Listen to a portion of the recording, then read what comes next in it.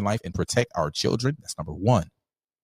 Number two, dismantle the administrative state and return self-governance to the American people. Three, defend our nation's sovereignty, borders, and bounty against global threats, individual rights to live freely, what our Constitution calls the blessings of liberty.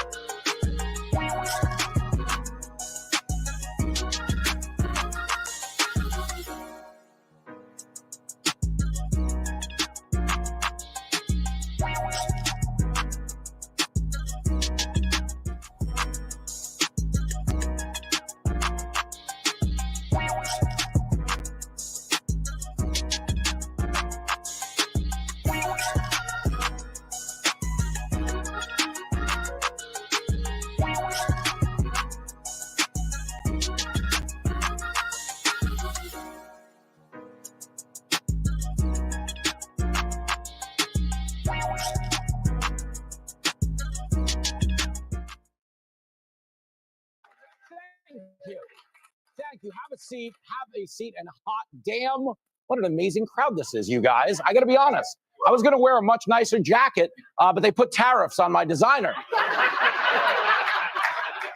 Yeah, it turns out this whole trade war was just a plot by Trump to make me stop dressing like an overweight figure skater. But I got news for you, Big Don. My wife's been trying the same thing for years, so bring it on. What I was trying to say was welcome to Fox News Saturday Night, you guys. There you go. Love it. Love it. So Piers Morgan is on the show along with a very hot panel, and we need it because the country is really worked up this week, okay? Did you guys see Alec Baldwin posted a video saying we're on the verge of a civil war? Like, please. He's just looking for an excuse for the next time he shoots somebody. What? I thought it was a civil war, bro. I didn't know. Take a look at this ridiculous clip. Watching this show really reminded me of how we are in a very similar state now, in a pre-Civil War culture, in a pre-Civil War environment. Yo, where's his wife to cut him off when you need her?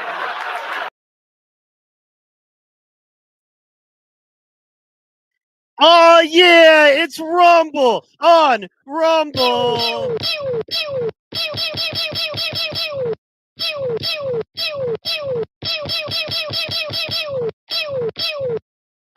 We are doing it large and we are doing it live, y'all. We are excited to be here. Ladies and gentlemen, I am one of your hosts, Fresh Mike, and right now we are just making sure everything looks and sounds wonderful. Why? Because we love you, and that's the most important part, is to make sure everything looks and sounds wonderful. As you can imagine, give me 1 second here. Ladies and gentlemen, coming to the stage now, one of the best to do it, my co-host, the man, the myth, the legend. You know him, you love him. Get up for DJ Protocol.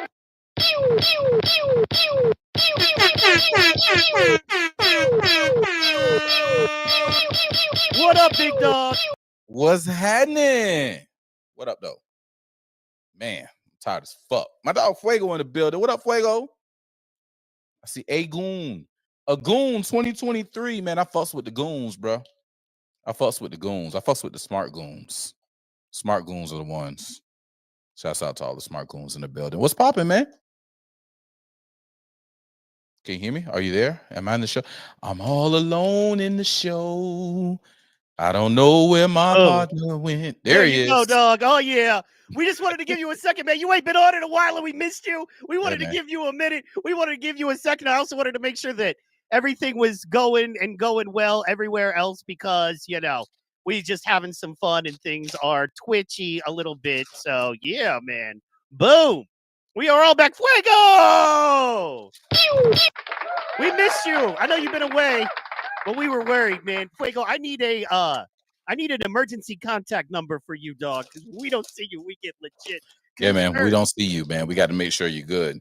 You know what I'm saying? So, yeah. All right. So we are doing it. I am excited. Let's waste no time. Is it okay if we bring the man up? Hey man, look, man, my homie in the building. I got to get back in the chat, man. I've been so freaking busy, man. I don't, man, please, man. I don't know, but I'm coming back. Right. You're making it happen. We're doing it, and we're doing it well, and we're doing it large, and we're doing it live. And that's the coolest and most important part about Doing it everything there. large. So Think yeah. that requires a no Diddy after that statement. No Diddy. You know what I mean? Or I'm gonna be another rapper dead for popping off at the mouth with shit I shouldn't have said. Yeah, You know you what should I'm have saying? said that because doing it large. Whew, No, see, boy. see, you're too young. Okay, living large, doing it large, that used to be a legit thing. In fact, Biggie said all about it. You know what I mean? We're living large, we're doing it large, we're doing it live. Mm-hmm. You know what I mean? That used to be like a party chant. You know what I mean? That used to be Mm-hmm. how we live. We live large. If Mm-hmm. we're doing it large, we're doing it how we live because we live large because we live life. Mm-hmm. You know what I mean?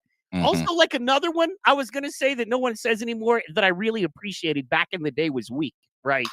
So you replace the word mad with the word weak. It's like, look at him getting weak, dog. Ooh, he was weak. And it reminds you that when you get mad, you know what I'm saying? It's easy to display signs of weakness. So I'm going to quit rambling here. You know what I'm saying? Yeah, you do that. $10 says you're rolling the blood. What I hear is a grinder, but it's all good. You know, I could be wrong. I could be wrong. But you don't have to take my word for it. Right? So anyway, ladies, I will not confirm or deny. you know what I mean? But anyway, ladies and gentlemen, coming to the stage right now, all the way from New Jersey. You know him, you love him. His show is huge. Let's be honest. He's got like 3 shows.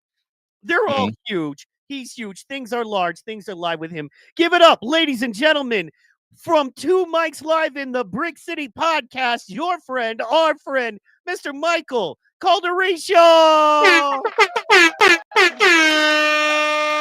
You give me way too credit. First off, in the name of Biggie Smalls. It's the Pew Pew Wars, man. It's the Pew Pew Wars. In the name of Biggie Smalls, fuck all you hoes. Fuck all you. Get a grip, motherfucker. Let's just start off like that. Fuck all you hoes. That's all I gotta say. And hey, man, you give me way too much credit. Yeah, our show does very well. But you know what it is, bro? We're trying to build a team. And it's a bunch of like-minded people like this that can disagree and can speak civilly. And it's one of the reasons why I love you guys. I love listening to you. I love being in the chat and just throwing stuff at Pro and you. And, dude, listen, man, we're building a team here, and I fucking love it. Let's go. Fuck all you hoes. Yeah, fuck all them hoes. All you hoes. Get a grip, motherfucker. That's You know what I'm saying? That's probably my favorite Biggie bar. Period. I'm with you. Yeah, I'm with you. Yeah. That's a great song, though, man. Juicy's just a great song. You know, it's one of them things that's timeless, right? There's Tupac. I like to think that we grew up in the greatest generation ever. Right. Like I'm a 1979, born in 1979. We grew up in the best time to be alive. You know, because when we grew up, there was no bullshit, man. It was real. And now I feel like bullshit upon bullshit's being thrown upon us. Mm-hmm. You know, and it's really cool to be 45, you know, and having kids and seeing the world and analyzing the world. It's fucking awesome. It is, man. And not only that, but man, things are changing. You know what I'm saying? Yeah. Things are changing at such a rapid rate. That's something that it's interesting. I want to get both of your takes being fathers. It's interesting, man, because I'm not, thank God, it's today. And, You're know, blessed. in such a, you know, rapid changing world out there with so much going on, you know, it's one of those that, you know, being a father's got to be interesting. You guys are facing challenges that no other fathers ever have, and y'all got, you know, kids to deal with, and y'all got all the other problems that I got. And I think I got problems, but I ain't got kids to feed, so I ain't got that many problems really. So, like, what do you feel are maybe some new challenges y'all deal with now? Man, I don't even know where to start, bro. Because this shit's crazy. Like, first of all, like, ooh. As far as none that I claim, you know what I'm saying? None that I claim. You got kids running around Mm. somewhere. Is that what we're saying? Like, yo, there's a lot of fresh Mikeys running Man, around and shit. There's trailer There's some parks Mikeys all around over. here. There's trailer parks all over the deep south with mixed babies wondering who their daddy is. They're talking just running shit. around going pew pew pew pew pew pew Right, pew. right. Oh man. Some challenges. So I don't like I don't like social media, right? I don't like the turn that it has taken because again, we had a little bit of social media. At least I did, because I'm probably the youngest in the room at 36, which is still pretty old, but still. I'm 27. I don't know. I just had a birthday, y'all. Okay. Thursday was my birthday. Th- And I yes, Yo, am I it the was. oldest You know motherfucker what? here? How am I Happy- the oldest and the best looking? That ain't right. I'm not. I'm Shit. older than you, I think. So true story. Hey man, I I'm lived a old. hard life. I I'm lived a very, 45. very hard life. So, when you're young as hell and you're freaking building houses with your uncle and them, and oh my God, I still hear it in my dream. Give me some mortar, give me some bricks, give me some mortar, give me some bricks, bring me some 2x4s. I'm Get a that mason contractor. Oh Yeah. God, man. Son, Whew. I know all about what you're talking about. I was carrying 150-pound panels when I was 145 pounds at 18 years old. For On real, these poured man. foundations. I know exactly what you're talking about. Why do you think I have some density? Why do you Hey, think I man. have some density right I now? see it. I see it. I see it. Yeah. Man.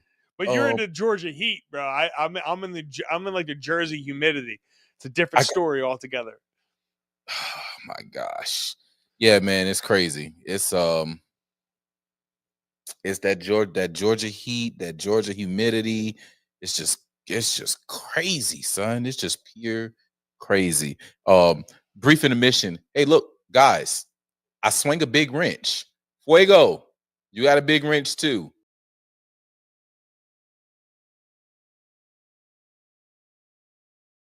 Beast, bro. I don't like, we had it. Like, we had MySpace and we had Black Planet and we had, the Yahoo chat rooms and stuff, but it wasn't what it is now. Like now these kids just, man, okay, what did we have? We had the top 8 or the top 4, then the top 8 friends, right? Right. And like people will be devastated when they got removed from the top friends, but it wasn't, it wasn't nothing like it is now. Like if a person gets, bullied online or somebody says something about them online, they're out there committing suicide and stuff. You got people who are out here doing it like we had do it for the vine, but it was funny. Do it for the vine. Yeah. I ain't gonna do it. Do it for the vine. I ain't gonna do it. Like it was funny. Now it's like these people literally live to get whatever validation they can from social media. And if they don't get that validation, like they feel lost. Some of them are killing themselves to get validation. Like I just watched some kids the other day. Like these broads are literally drinking a bottle of Patron. Of all liquor you could be drinking while you're driving, you're turning up a bottle of Patron and you're driving in. It was some type of Dodge. I don't know what kind of. I just saw Dodge on the steering wheel, and they were doing 116 on the dash. And that was the last video they ever posted on social media, on Snapchat. You know what I'm saying? So it's like, it's that scares me. Like that social media push, that social media influence that our kids are becoming a part of. And it's not that we're even, allowing our kids to do it. It's who they're in school with that is doing the crazy shit. It's their peers, man. So above all, that's bothering me the most. I'm really not worried about the whole, like, although I am worried, I don't bother with the whole, boys in girl sports situation because, like, thank God, I don't think I'll have to deal with it. And I think by the time that my daughter becomes of age to be dealing with that, I think all of that should be smacked the fuck out.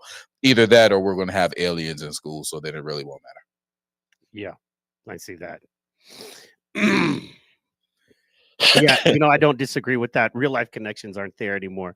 That's what I value about both of you guys. This is why I was excited to get both of you guys on, actually, because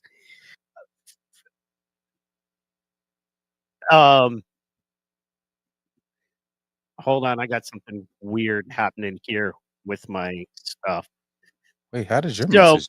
but what I wanted to say is the reason I was excited to get both of you guys on is because you both are very active in your local community. Both of you Mm. spend a lot of time. You guys are, both spend a lot of time working. You both have podcasts that have a lot of local politics based. You both attend local community meetings, whether it be for the school board, PTA, you know what I mean, city council. You guys are both involved in that, and so few people are. And you guys at the core have the exact same freaking message, and that is if you don't get involved locally, you don't really have any right to talk about anything nationally because you don't know what's really going on because you don't understand how the wheels of this government work.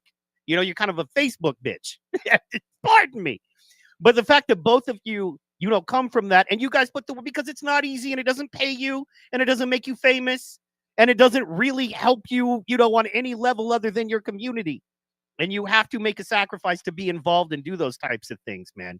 So, from that angle, let's just jump in, from that point of view, from you guys coming from similar places, but probably having some different points of view. I want to get to the hot topic of the day, of course, and that's tariffs. What are you guys thinking about these tariffs? What's going on with these? What are you guys thinking about these? Well, Mike, let's do this really quick. Let me give you like 30 seconds. You asked the first question about challenges to parenting. So just to give everybody, put everybody in perspective, I have a 20-year-old, a 17-year-old, and I have a newborn on the way. Right. What my 20-year-old and 17-year-old went through and what my newborn is going to be going through are two totally different things, right? But I think the similarity that's involved is the lies that are told to these kids and the lies that are coming at them from every angle, TikTok, from your schools, that's what we are fighting. We're fighting truth and we're fighting lies. Right. And the thing that I think that joins all of us is the fact that we finally, I think what Trump did was he exposed that we're really being lied to on a massive scale. And now how could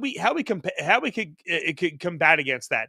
And it's like little simple things, like nothing for nothing, but my first two kids, I gave them all the vaccines. I was that guy. Oh yeah. Oh, wow. It's the best thing. Right.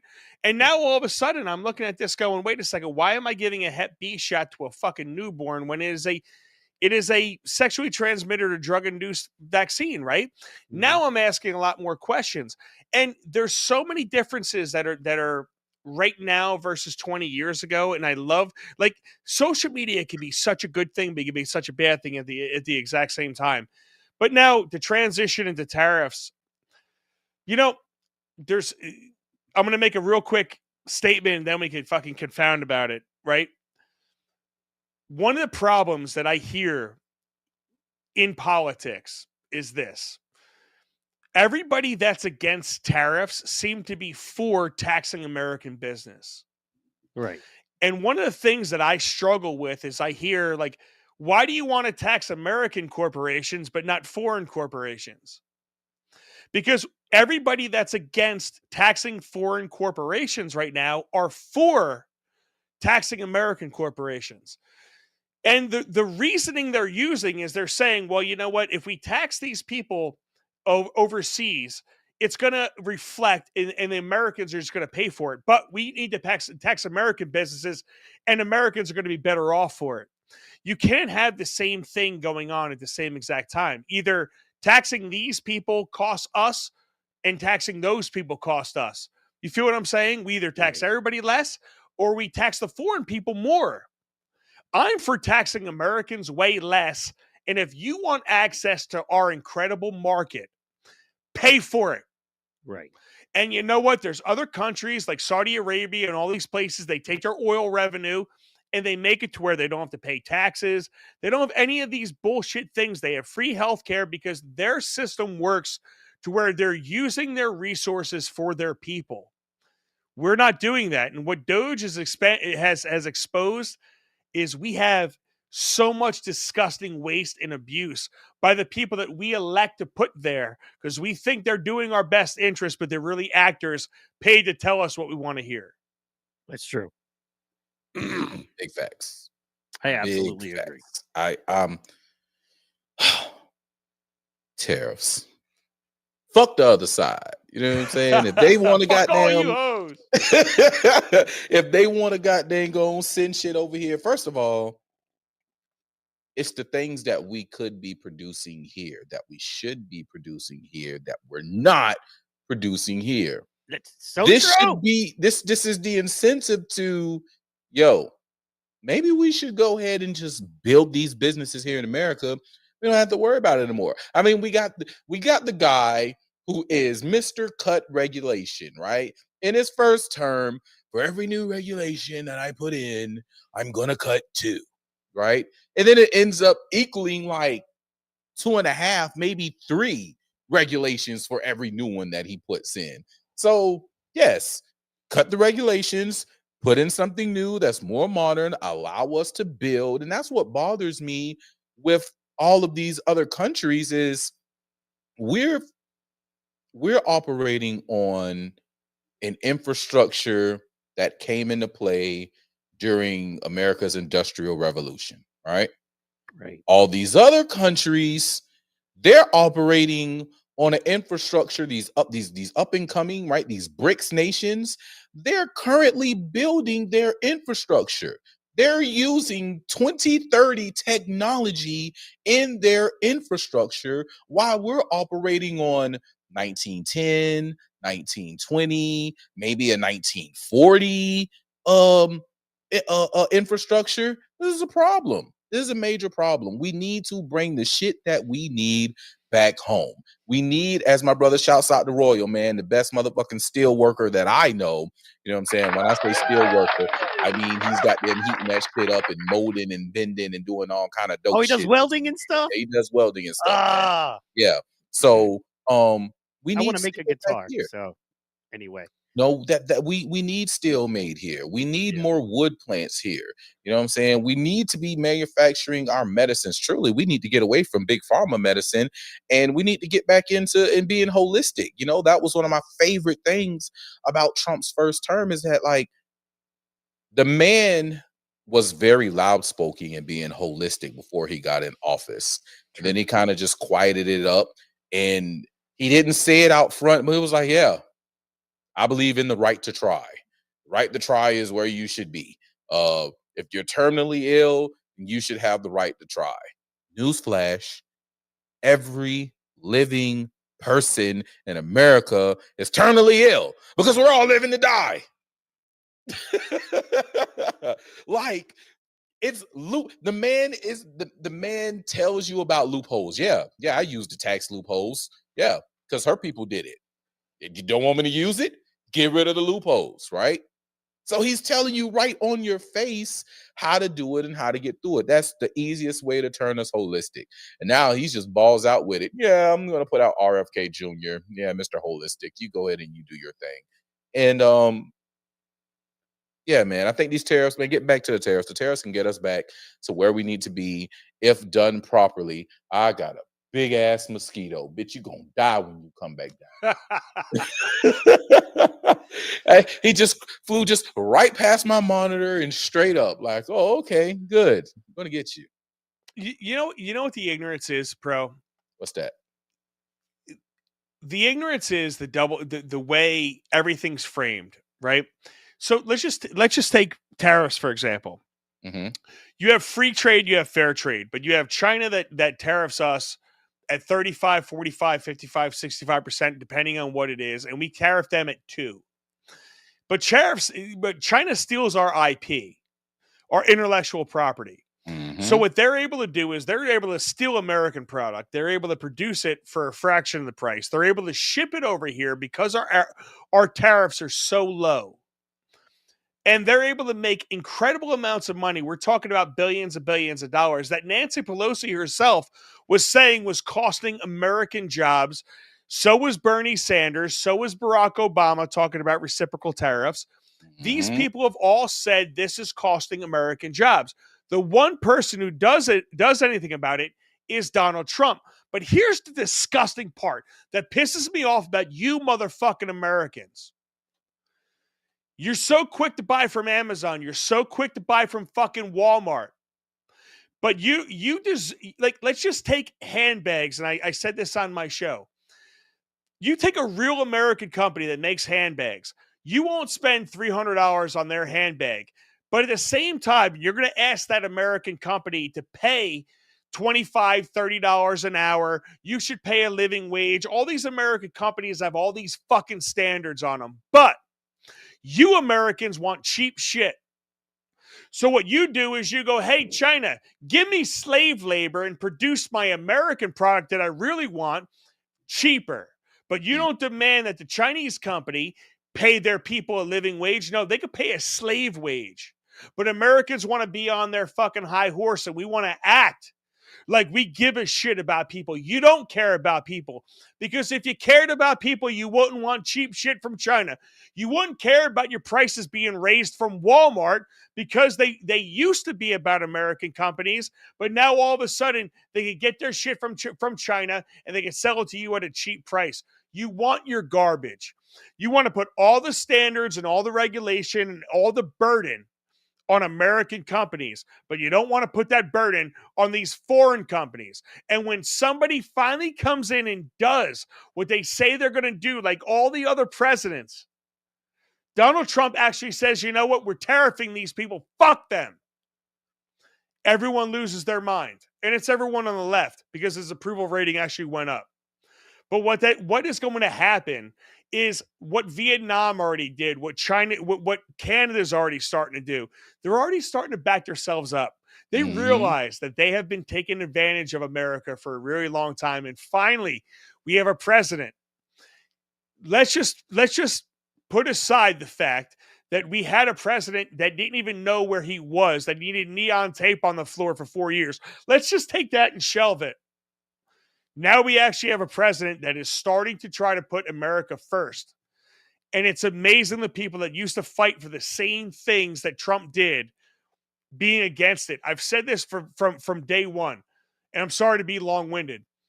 If Donald Trump ran as a Democrat with the same exact principles, the same policies, everything the same, he'd be loved by everybody on the left, and he'd be hated by everybody that's wearing a MAGA hat right now. Yep. And it's the fucking truth. Big facts. Big facts. I played Friday night. I had a quick hit show. And I played this based MAGA alternate universe version of Nancy Pelosi, who looked good and was speaking our language, man. I'm talking about, oh, these other countries are taking advantage of America, and we need to put something on the president's desk that's going to take care of these tariffs. And look at how they're charging us versus what we're charging them. And look how much money they make off of America. And it's like, holy shit, boy, this is MAGA Pelosi. This is an alternate universe here. What is going on? They're all the same. Don't you realize these people have played every side of all of this game forever? This is why I say they're nothing but actors. Everybody, Joe Biden has voted for more war than Putin, but I'm supposed to hate Putin. You feel what I'm saying? Like, we have people that have been involved in every like Joe Biden has really overseen $37 trillion in debt. But he's the guy I'm supposed to trust? The guy that has been in there for 4 years is the problem, but not the people that have overseen all of our problems for 50 years. That put us in a position that we've been here. You don't have to take my word for it. The freaking facts speak for themselves, man. Like, see, when you do good on this show, you get drops. You know what it's the fucking ignorance of it, bro. It's the straight up ignorance of it. But what I love, the liberals are you guys know this. I am an equal opportunity fucking offender, man. The right is just as bad as the fucking left, right? But the left doesn't. I actually understand. wanted to get into that later, but yeah. Please go on, man. But the left doesn't understand that their people supported everything that Trump is saying. Everything you've been for, right? You guys have played every side of the coin. And it's both sides. You know, Lindsey Graham has supported every fucking position. Nancy Pelosi has supported every fucking position. These people know what to say when to say it. And the real ignorance is you people. It's me, it's Fresh Mike, it's Protocol who buy into it. Now, us three don't buy into it. It's the people that are out there that just want to hear the echo chamber, that just want to they want to be told their happy little fucking lies. Yeah. And it's those type of people that, it's really 88, 89% of the country that you could lie to. And it's 30% believe one way, 36% believe the other way. And the rest are kind of in the middle, man. And the truth of the matter is 80% really can be swayed through propaganda. 100% agreed. And I think that's the concern I'm seeing now, man. I don't want to get ahead of ourselves. I want to stay on tariffs. And it'll flow right into it, though, and that is the hands-off movement that we witnessed this weekend. And I don't know, man, like, is this a precursor to another summer of love? Because it ain't going to go down like it went down last time. And the problem there is that it's going to get a lot uglier. I think they have the element of surprise on their side last time. And as we know, if you, watch it, it's a story that's been told over and over, but it's still relevant. And that is that, there were, a bunch of Antifa members during the Summer of Love that had surrounded a dude's house and they were trying to burn it down. And he calls the police and they said, "Sir, the city is under attack. What would you have us do?" Then there was another story that they went to, and this was an Asian dude. But I guess the Asian dude had fired somebody and they said he was racist or phobic or whatever. And they went to this guy's house and he brandished a gun in his second-story window and he pulled a gun like, "Yeah, there's maybe 40 of you with torches, but I have a gun." Then they came to his home and arrested him for showing a gun outside of his own home. And that's not even including like the dude that was wearing a MAGA hat that was literally shot in the face by a white dude that had a BLM tattoo conveniently on his neck. So, conveniently. So anyway, that is literally the Patriot Front for the left. And I'm not trying to cape up for the left, but that is the Patriot Front for the left, is that whole far left. I won't even say they're the Patriot Front, because like Patriot Front some bullshit. They're really just there just to like scare people just by their existence of being there, because they aren't doing shit.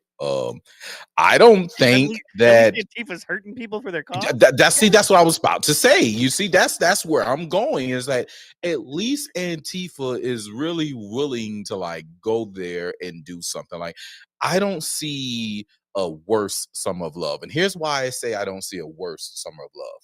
Right. Just this week, right? Mr. Super, I keep my guns and my Second Amendment and America, and Mr. Brandon Tatum, Mr. Big buff Brandon Tatum, right? Oh, Who yeah. you would think, you know what I'm saying? Oh, if a motherfucker run up on me, bitch, I'm going to hell and back. They can jump me if they want to, but I'm taking one of them with me. Like, this is the energy that one would think comes from a one Brandon Tatum. And you would think that he's smart. I think he's been a police officer. I know he was a police officer. I don't know if he was in the military or not. I don't really know about that. But he was in some type of armed government situation, right? Yeah. He's on a college campus, and Black Bloc Antifa, the motherfuckers with the umbrellas, literally marched on him from his 6. We're the main people who's like, "I got your 6." Hey, marched up on his 6, right? And took his tent, and there it is. Yeah. There it is. Now, did he run up on them and like push? Am I taking that from him right there? Because he did that. But even though he did that, what happened? It's always a white man getting in the way of a good fight. Sorry. Look, unless you got Dana White. What? That's why Dana White gets to come to the barbecue. You know what I'm saying? But again, the police, right? Who are the right, right? They are part of the right. The right, back the blue, support your local police officers. That's us, right? The same ones who, it's going to be uglier this year because we have a Trump in office, because Republicans are taking over. They literally just allowed their Republican mouthpiece to get trampled over and their shit snatched, and they didn't do nothing but walk towards them and look at them like the property is damaged. All that shit is destroyed. They interrupted everything they had going on, and Cops they didn't stop them. Cops are in a no-win situation, though, bro. Huh? Cops are in a no fucking win situation anymore, because you don't know. every random cop, every cop that I know, I do a lot of work for them. I have a lot of friends that are cops, and I'm in New Jersey, communist states of New Jersey. Okay, these cops could get fired for no reason whatsoever. If they get accused of being racist, they could get fired for it. Really? Let me tell you something. They could get rid of these guys. These guys are on their. When I tell you, they don't even want to get out of their cars half the damn time, and it depends on the area that you're in. Right? Mhm. So it's really bad on these cops, and they're going to be the ones that wear it. It's not the politicians that put the police officers in these situations to where they can't act. Mhm. It's them acting that will be the problem. It's the same thing. It's like in the school system, right? If a teacher comes to a parent and says, "Hey, I think your son might be trans," and then they tell the parent, and the parent tells the kid, and the kid kills themselves, the teacher is held responsible. But if the teacher just shuts the fuck up, they're not held liable for anything. Right? And that's the problem we have with our cops right now. Our cops right now cannot do their jobs. And if they just shut the fuck up and they don't do anything and they watch this shit take place, they will have their pension, they will have their job, they have their livelihood. These people have kids, these people have wives, these people have husbands. They don't want their livelihood at risk. And we put all the onus on the cop instead of the onus on the politician making the rules that the cop has to abide by. That's the problem. We don't put the focus where it needs to be. Everyone looks at the cops. They say, hey, the cops aren't doing anything. What are the politicians saying above them? That is going to dictate what the cops are fucking doing. Correct. And in And that's saying that, it. right? Like, so in saying it, because you're right, but I don't know, like, have you There's have no you ever like buts. have you ever no? There's a reason why I'm saying this, right? I'm Yeah. saying this as an event planner, promoter, college DJ. Okay, that in an area, if I say, "Hey, I'm about to throw a party and it's going to feature the Savannah State students in Savannah," I have places that will tell me, "Nah, I'm good. You can't do that here." All right. Or, okay, because I'm me, right? So I could get to a point where I got that gift for gab. I've turned some places into some amazing things that originally was never supposed to happen just because of what they know from dealing with the Savannah State students and how raucous that party can get, right? They will work with you like, no, you can't do that this way, but you can do it this way, and we'll work with you, right? In order to make sure it's a safe situation and you have, because we really can't turn you down from having your event, but what we can do is help you make sure that this is a win-win situation for all, right? So in this instance, and that's why I'm saying, like, the police, and this is on a college campus, like, I'm flying over this shit. This is me. I'm big brain. You know what I'm saying? Like, I get little brain shit, but then I look at it all. Like, they're here. You know who Turning Point is. You know who Brandon Tatum. I should hope you are college university type leader where you're going to look into who you're having on your campus, and then you're going to make sure proper provisions are there. I mean, obviously you put some sort of provisions because the police were already there, which mean that 9 times out of 10 the police were on the payroll to be out there to protect, right, this from happening, because they already knew that on this campus these people are here, all this is going on, but we do have conservatives, so we can't really leave them out of the mix, right? Let's put you in a better situation. Let's get you over in front of the student union on a sidewall where we have, dude, I'm a fucking Proud Boy. All right. When I went to when they had a fucking trans LGBT day of unity in the city square downtown, and we got word of it and we decided to go. We were there to say one thing because it was a family event. And the dude who was putting it on was a sicko pedo. All right. But he's this LGBT. He's having this family day of rainbow shit. Kids invited. Our message was simple. I don't give a fuck what you do as an adult, but you're not going to bring this and put kids and make kids a part of this. So we're on the opposite side of the street, and we were saying simple thing as 18 plus gets rid of us. Okay? 18 plus gets rid of us. We out here to let you know we don't agree with this, and whatever we have to do legally to make sure this is taken care of, which eventually he was taken care of because the police looked into some shit and was like, oh damn, and snatched his ass up. All right. But us going there, and we don't know who it was, don't know. Somebody was amongst the ranks. There definitely was feds among us. All right. They told them. And when we got to Columbus, the motherfuckers swarmed on us. Motherfuckers was all on top of the buildings, it was four-wheelers and all. And we're just a bunch of none of us were strapped. We were just men, fathers going out. We're out there, we're buying drinks. We went to a bar, they kicked us out of a fucking bar. All right. They can plan and set up things that they want to do to stop it from happening. It's just a matter of will they do it? That's your government. Or why they're not doing it.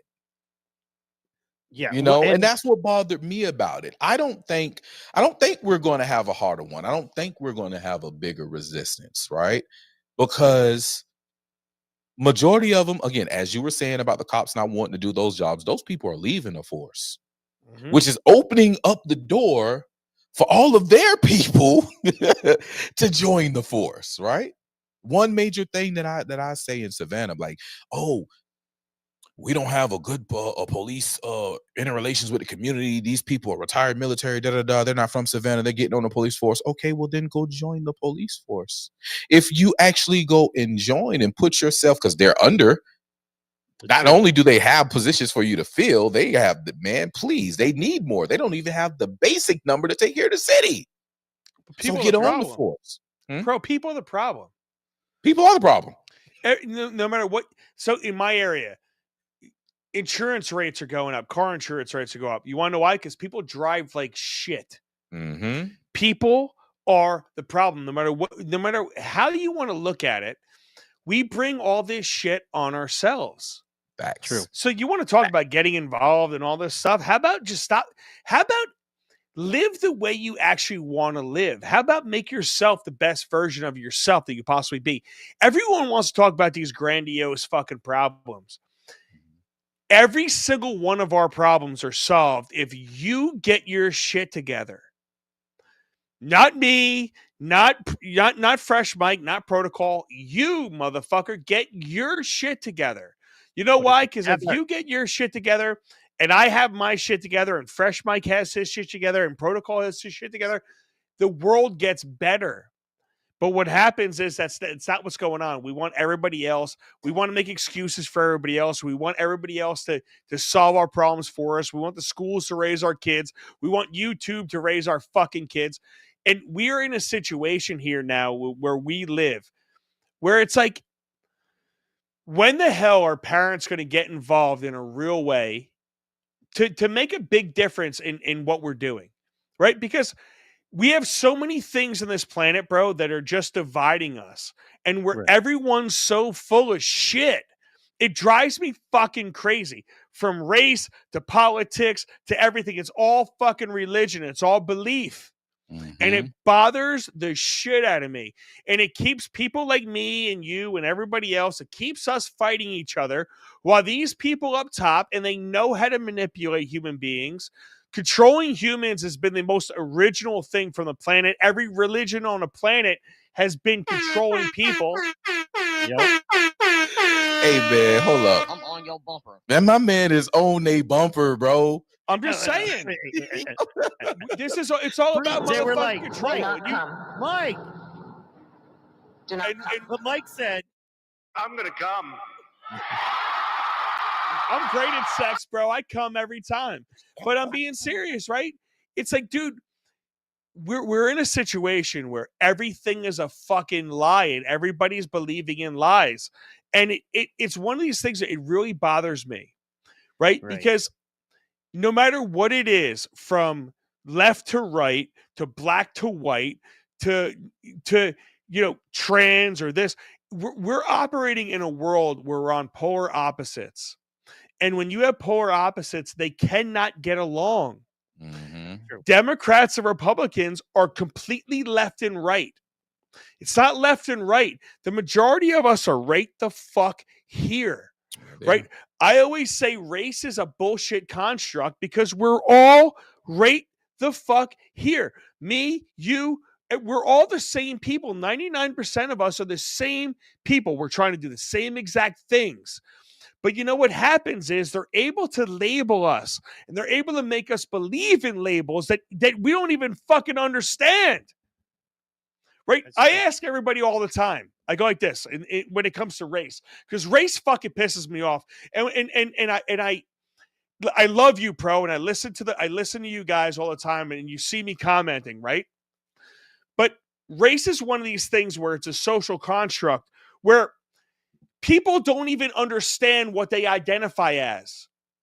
And what I mean by that is this. I never identified as white. I was Italian growing up. I'm from New Jersey. We were fucking Italian. What do you? It was like pride growing up. Going, I'm 100% Italian. I'm fucking. You know what I'm saying? I'm 100% Italian. I never identified as white, and somewhere around Barack Obama, I became white. And then the problem was I started defending all white causes. I started acting white. And then I looked at myself and said, what the fuck is white? I tried to define it. Yeah. I said, now I'm a very analytical, you guys watch me on the show. I mean, maybe if you do watch me, I'm a very philosophical, analytical guy. I may come off as Columbo, as a high Mason, but that's just, I'm playing you that way, right?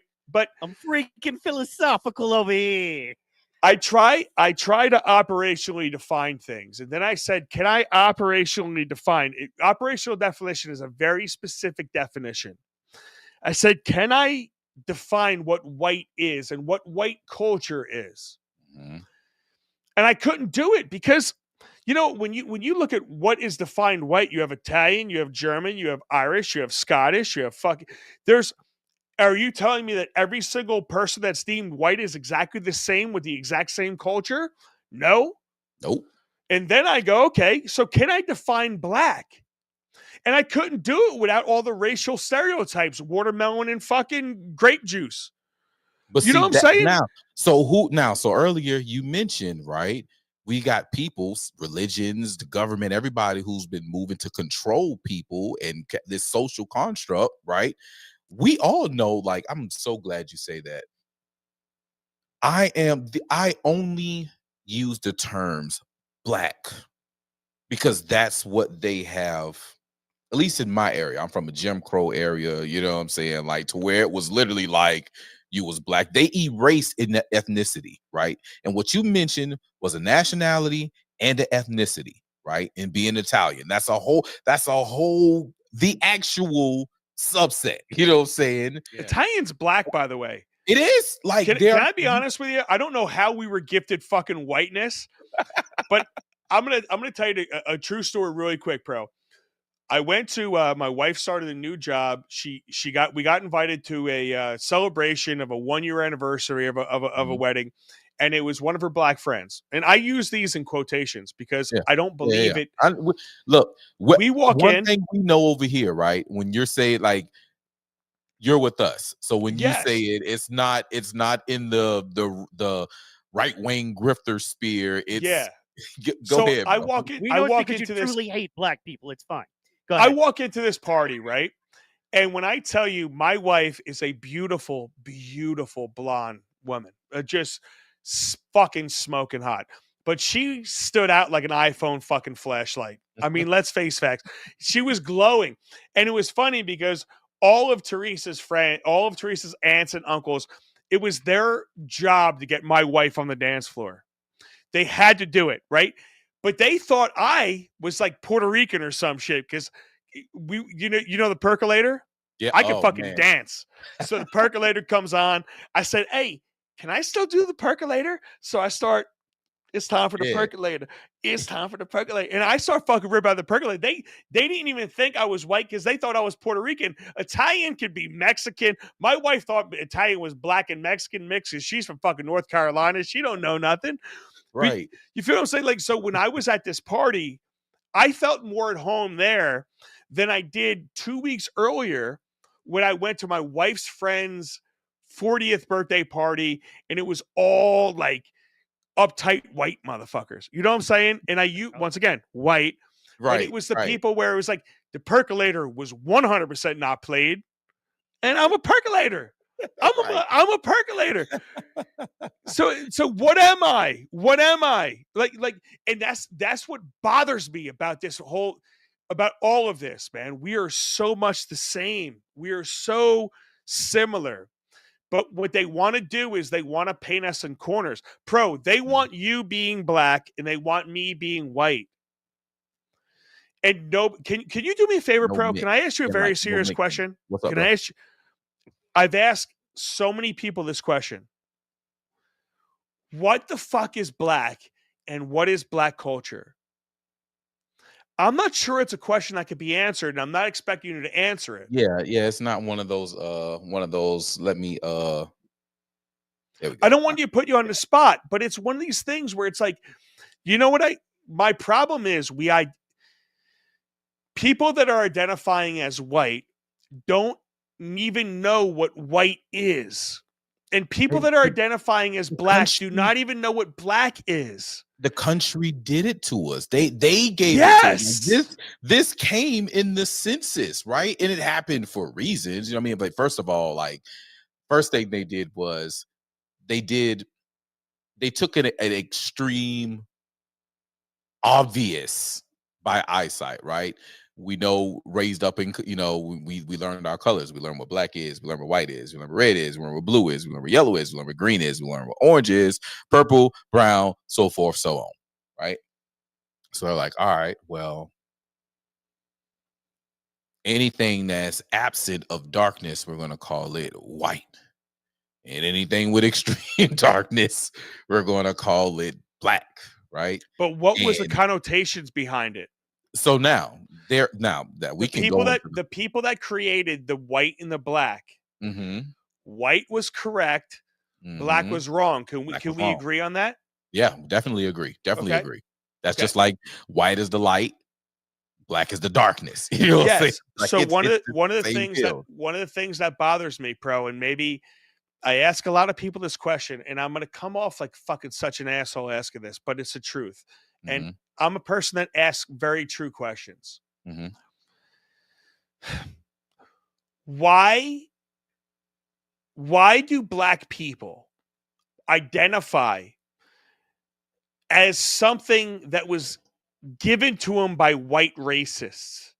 Because when we do go to identify as anything else, they get demonized, right? But you're demonized regardless, right? Because you're right. So what I'm saying in that is, right, is like, we're demonized as black, but at least that's the one that they recognized. It's bad, but it's the bad. One we right now. So I tell it, I'm a Geechee, right?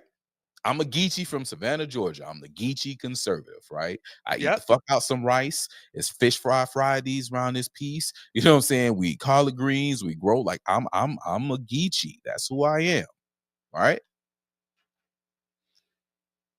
I understand that there are ethnic connections to the continent. Just going to say the continent of Africa.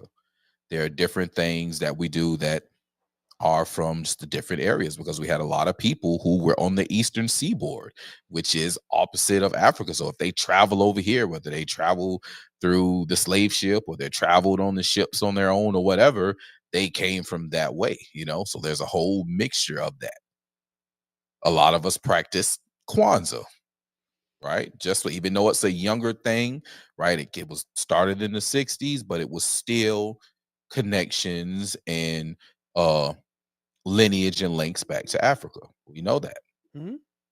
Whenever blacks, especially, or What is African black American though? dark skins, I'm just saying that. I look. How But long what has is it been black? black? Could you define what black is for me? There, Like, I don't there is want to cut you off, right? But like, there's no true definition of what so black I've is, asked right? asked It's so scholars this question. I've asked scholars this question, and what their response is. And I don't mean to cut you off. I want to. Mhm. I really want to dive into this because in all the shows that I've done, I've spoke to people that are educated in African American studies and the whole 9 yards, right? And I asked them what exactly is black, Mhm. and what the consensus is, and I don't know if this is true or not. I'm not saying this is true. What I'm saying is what I've been told is people that are from Africa that have gone to America, they are blacks. They're not African American, because even like people like, it's weird because if you're African and you come here, it's like it's almost like Americanized Africans almost. It's tough to understand. That's why I'm asking the question, That's what but exactly is it? but that's honestly, that's what it is. That's why I say black was a title that came into play in the 1800s. Yes. Okay, in the 1800s, we were here arguably before the settlers. And a lot, like, Yes. if you really look into history, you'll find, like, throughout the United States, there were different tribes of Indians, there were different tribes of natives, and they all look different. Some And may there was share some. 3,000 black Americans owning 12,500 black slaves. Yeah, When you free put it that people. way. But see that now, Free that's what they people, got rid of. yes. They got rid of. So that's what I'm saying. In the 18, when they brought this race construct into play, right? And Race that's why I said construct. I love how you put that. yes. I love how And you that's put why I said, like, I'll relate to it as black, because I know the laymen's who are watching it, that's what they think, right? That's what they identify as, because But that's what why do they've you been taught. identify as black though, Because Crow? that's Like, what they've been taught. If you look but at your why do you ID. why do you Look at identify from a no. racist point of view? I'm not. We're not identifying it from a racist point of view. We're identifying it based on just the label itself. Just when I say just the label, take out your ID card But you and tell said me black. what. Hold You on. said black is bad though, right? I Like don't. I don't. no. But we agreed earlier that Mhm. that the racists that were in charge, That's what they said. they made white good and they made Mhm. black bad. It was a social construct. Mhm. So the thing that I struggle with is this. It was a teaching. So in saying Yes, that, I want to answer hold that. on, It was a but hold on, hear teaching me out. in. Hear me out real quick. Hear me out What? real quick. This is what I struggle with. The term black was created by racists. Mhm. It was created by white racists. Mhm. And it was given to people to demean them. And the word Nigger was So created to hold on. Hear me completely out. It was created to completely demean people. And what I struggle with is why a certain group of people pushes the idea of black when it's demeaning and it was racist and it was pushed on and it was created by the people that were the most racist. Because let's face facts, 99% of Americans did not own slaves, 1 or 2% did, right? So these terms were created by the most powerful and the most racist. And they created these social constructs that people identify as, and they're identifying in the way the racists want them to identify as. And I can't understand how it works. And it well, keeps people like me and you fighting each other. I'm not good. Look, you're not even a. But you're No, not, wait a not minute. me and Wait, wait, wait, you. wait, You know wait, what I'm wait, wait. saying? No, It no, I keeps understand, but wait, it just keeps hold on. blacks and whites over here when we're all the same people. We're just being conditioned to be against each other. And that's the part that I struggle to understand with this race We argument. don't the race car plays. Okay, let's take this back. When they put that definition, that's what they said it was to be. That wasn't necessarily what actually played out. That was what they said it was to be.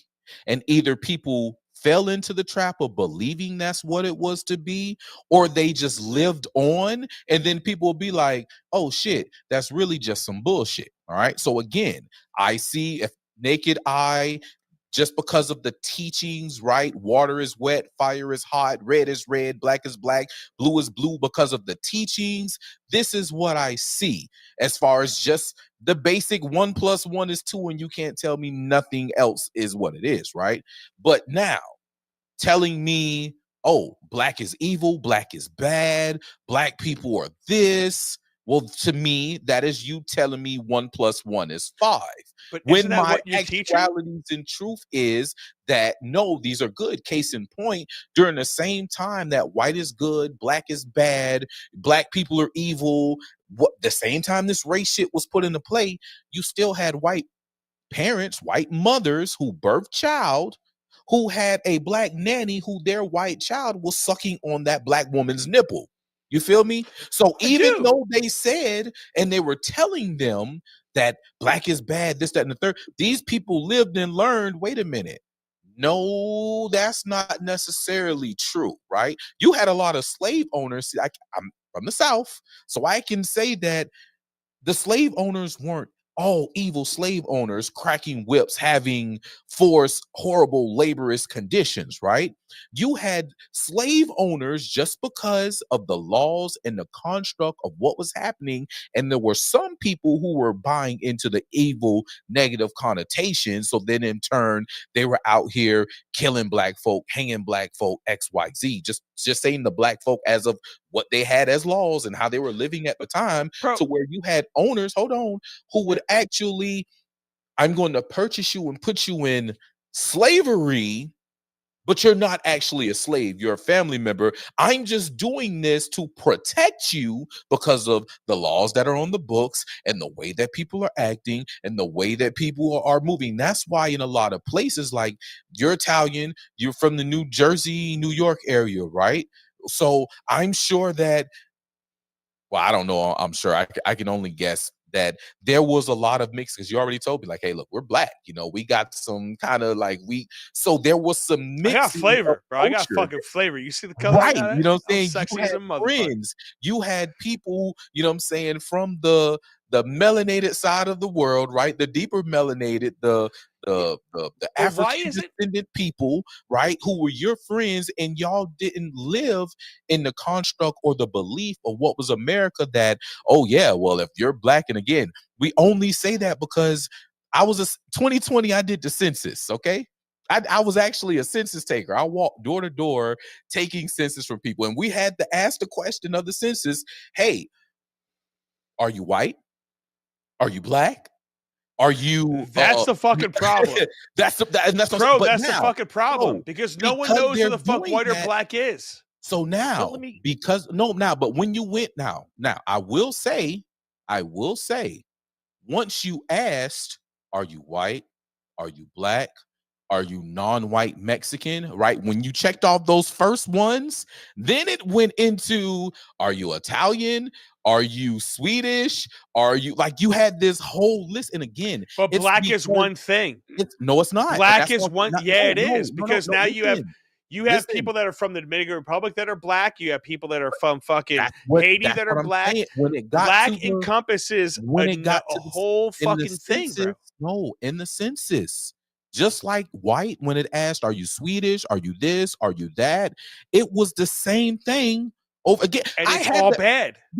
no. What I'm saying is, because we can talk about white and black status, which is a whole different, which is the bad, as you're stating, that whole situation of status, or we can talk about how they blended and twisted race, ethnicity, and this whole color classification that they have on the census. And that's what I'm saying. Like, when I'm speaking, it's the overhead, but you have the small brain people and the small understanding people and the big understand. I can talk to you about other ethnicities and other cultures and true nationality, and that's the whole point of, like, you born in America, well, you're an American, right? Now you're bringing the whole nationality play. It's like, it's different plays, but it's like, which understanding of it and which lane do you see, and and which way are you moving in? I don't operate in the low brain space of black is evil, or in my case, what a lot of people would say, black is beautiful and white is evil. You know what I'm saying? Because you have people who believe that just off of what they're seeing, just off of what I come from people, right? A community of people who will not look a white person in the eye, right? Because they were taught down here, right, in the South, if you do that, that is a sign of disrespect and you may end up dead. This is things that they were it's not right. But can I run to the bathroom real quick? What's up? Absolutely. Can I just run to the bathroom real quick? I want to jump in and get a word in. I've been drinking all day. Get a word in, Mike. Take me out real quick. I'm back in 30 seconds. Absolutely. And it's just because I didn't honestly have nothing that, bro. That was powerful, and I love, letting you work. I'm getting text messages over here saying he's trying to tell Pro about his blackness, LOL. And it's like, no, and I think I understand where he's coming. It's important we have these conversations. What the question I want to ask is, okay, the common ground I see here is the fact that there was basically a coordinated effort to label black as bad. And that's not a good thing. And then it's but my question is, if we agree to that, but you don't really have a choice on a census, or you don't really have a choice on a driver's license or a job application, then what do you do? Right? Like, what is the other option, or what should we do? How should we redo it within the federal government and all, documents, you know what I mean? From taxes to census to job applications. What should we do? And for both of you, and I just want to present these questions because I think there's more common ground here. You know what I mean? You either own it. You either own it, because that is what, as you said, this is what is given to you. What else do you have? It's on your fucking driver's license. It's on your business application. It's on your job application. It's they're asking you it everywhere. Okay, they're asking you it even on your tests. When you was in fucking school and you took tests to get, they asked you what is your fucking race on fucking tests in school. You know what I'm saying? Right. So absolutely. When the motherfuckers are out here, you know what I'm saying, look out for a white suspect, look out for a black suspect. Yeah, I got a white male here, blonde hair, blue eyes, or yeah, I got, like, this is the shit. They're using it. So either we wipe them from using it and put out what's actually supposed to be there, right? Or fuck it. This until we can get rid of it. This is where we are, and we have to fucking own it as best as we can. And there's a lot of us now, we're just like, fuck it, we're gonna own it. And it is a different culture. Of course, the culture is different. You know what I'm saying? Like, black music isn't white music. You know what I'm saying? The Percolator is not Kenny Chesney. Okay, it's like it's just not the same. Goddamn, Luke Combs is not Luther Vandross. You know what I'm saying? Like, no. Slash is not Michael Jackson. You know what I mean? Fair enough. No, he's not. So, and the funny thing is, I'm saying Michael Jackson is black music, which is even kind of, like, he's pop. He's not. But guess really what though? Black music. So. Guess what though? That's where he started, right? And what will be labeled as black music. If we remember, I mean, let's think about it. You've seen? Come on, man. You're in the entertainment, so I know you've seen the 5 Heartbeats. Oh, of course. I know you saw the Temptation movie, right? You know what I'm saying? Like, I know you see all of these when these melanated black artists were on the rise. You had these radio stations who were like, not gonna play that black music. You know what I'm saying? You had Elvis, they were like, oh, he's around here doing the black dance. We're not gonna have him gyrating. We're only going to show him from, you know what I'm saying, the torso. Elvis is white as fuck doing black shit. Yeah, he was. He was, but you know, That's but he great. hung with he hung with the real ones. You know, Can I ask you, can I be real, everybody, for a second? Like, one of the things that I think is the biggest detriment to society is the word "your" and whatever follows it. So it's "you're black," so, or "you're white," so, right? Because, you know, the truth of the matter is, if you're a white kid or you're a black kid in my town, Brick Township, New Jersey, you have really the same exact shot at going anywhere you want. The only difference is what's held back in your mind. So if you're told constantly, you're black, so you have to be a certain way because the world's against you, you're going to be creating so many people that have animosity to the world that they don't even realize that they shouldn't have. Right? No, there's no white person on the planet that's saying you're white, therefore you're disadvantaged. And because of that, you don't have white people that are thinking of themselves in a negative way. The words "you're Right. black" are the biggest fucking problem that we face, because we agreed earlier that black, for whatever fucking stupid, retarded reason, means negative.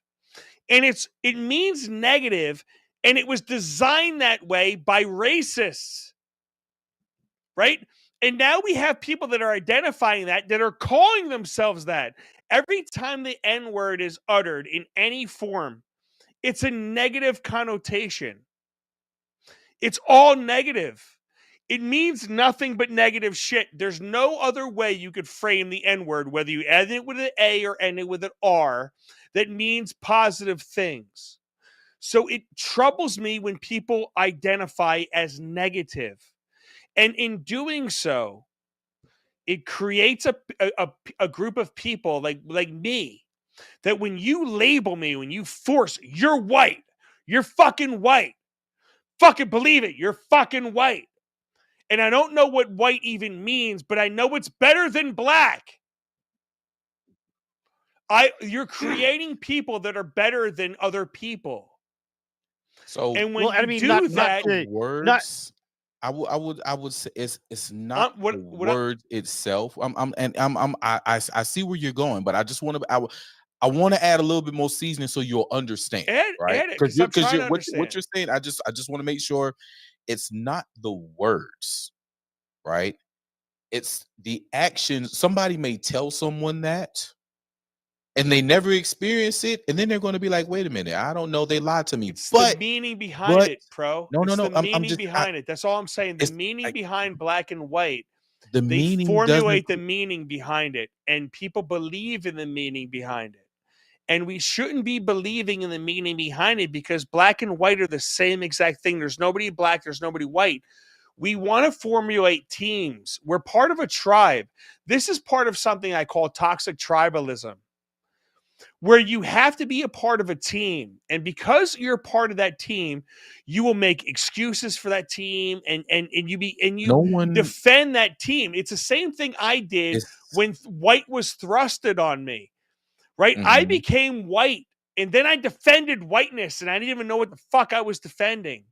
Right? It's the same people that we just had a story where a student grabbed a kid's backpack and another kid stabbed him. Happened to be a white kid and a black kid, right? But Mhm. because that black kid stabbed a white kid, everybody on the black side, I'm not saying everybody, sorry, excuse me, a lot of people that are on my page on the black side immediately went to defense on the black kid because Did he you was not on the see what was team. happening? Did you What's not that? see what was happening? What was happening? The fucking white grifters went bananas. Are you fucking serious? Like niggas was just looking at it like niggas get stabbed or niggas get shot every day, B. Like that's what we were looking at. Niggas get shot every day, B. Like, I'm sorry it happened to a kid, but that shit happens to kids. My schools literally just had Stanley Cups banned because they're the fucking new brass knuckles. Think about You what know you're I'm saying, saying, Pro. So, think about what you're but saying, the white Pro. grifters Think about what you're saying, Pro. Huh? Think about what you're saying. No, I know what I'm saying. I'm not saying what you're it's right. saying is this shit happens every day, so it just should happen. Shit shouldn't I'm happen. I'm not saying that it just should happen. That's not my statement at all. Yeah. All right, because I'm against that shit. I think completely. The point is that it's a grifty situation. It's a grifty situation. The problem is we have teams, and we get on teams. It's the actions of people. Like, if it never happened and you don't experience it, then it's some bullshit. But the moment that you experience it, or gives the illusion of you truly just experienced it, then that's what gives it validity to a person. My first girlfriend in life was a fucking white girl. I'm from the suburbs initially, okay? My fucking first girlfriend was a white girl in middle school. Bro. And I didn't give a fuck that she was white or none of that. She was a cool ass person. People were having boyfriends and girlfriends. That was my fucking girlfriend. I had a situation happen at the school. I won some candy from answering a question from the goddamn teacher. Somebody stole my candy. All right. When I realized my candy was missing, I said I had a mechanical pencil. I was a mechanical pencil freak. I didn't like regular pencils. I wanted mechanical pencils. And you know what? A mechanical pencil, you pump the lead out the top of the pencil, right? That's what the mechanical pencil. I picked up my pencil and said, hey, when I find out who took my candy, I'm gonna pump your ass full of lead. And literally was talking about my mechanic. This is true story. You can ask my parents. They will tell you that this story, this actions of events happened in my life. All right. That was the situation. I got suspended for terroristic threats, right? And had to goddamn leave school. Now, that was my choice for saying that, but somebody stole from me. And it was a FAFO situation as a middle schooler. All right. When me and my dad left school and he asked about the candy, because the principal was like, oh, he wasn't supposed to have candy in school anyway, and this, that, and the third. My dad found out that the teacher gave it to me, and that man said that shit. My pops busted U-turn and took his ass right back to the goddamn school. All right. Took his ass back to the school, hollered at the principal. It was at that moment where the principal was like, well, you're right, I understand, but maybe it's best for him not to be at this school. And then he turned over a folder of statements from my girlfriend at the time, we're in middle school, girlfriend, her friends, going to the counselor, Mike, the fucking middle school counselor, talking to the counselor about understanding, and my friend has a boyfriend that is black and we don't know how to deal with this. This is early fucking 2000s, Mike. I didn't know about racism, didn't care about a motherfucking racism, Mike. I had a white girlfriend. I didn't give a fuck, okay? But her friends, who I had no conversations with, didn't have to deal with, we weren't calling each other's phones back and forth. I was talking to my girlfriend. But they're going to the counselor about their friend having a black boyfriend. All right. And the black principal at the time telling my parents, yeah, this is going on. These people done did this. He ain't never had no interactions with them or nothing, but they're just coming and they're talking to the counselor about how, he has a girlfriend and it's white and we don't know how to deal with it or this, that, and the third. So maybe it's just best that if you have another place for him to go to school, maybe it's just best that you have him go to school there. This is my fucking living. And I left that school from the middle school in which I lived in the suburbs and went to the school that was in the hood, which was the middle school that I graduated from, that eventually I ended up being over at the feeder high school a year later after another situation happened, right, in the school system. And it ended up ultimately being, oh, well, there's two rival rap gangs beefing in the school, and we don't want this to end up into another Biggie Pac situation. And niggas was only fighting over some bitches. But the white principal, right, made it the looking at it, the white principal made it some black rap beef bullshit to a room full of black parents. And said, if you have another, maybe it's another, maybe if you got another school for them to go to, maybe that'd be best. I seen it. I never let it stop me. Some of my best friends still to this day is people who aren't as dark as me, because to me, it's not about what I see you as your color. It's not about it's where are you as a soul? Are you a good person or are you a shitty person? And I won't deal with shitty people because I just don't want to deal with shitty people on any side, white, black, Asian, or whatever. But I will understand that there are some people who do operate and believe in that system. I don't want to live in it, but I know it exists. And I know that I'm going to may possibly run into it at some point, and I'll deal with it accordingly. But right now, me personally, I just want good people who are out to leave a good mark and do our actual responsibilities as citizens and as parents. You feel me? When it gets brought to me as some kind of racial bullshit, I'm not going to look at everything initially as some racist shit. However, if something happens and it's a racial two races, two ethnicities, two colors against each other, and I find out the motherfucker says, die honky before they shoot a white person, you know what I'm saying? Then I'm going to be like, yeah, bro, that's everything's racist, bullshit. bro.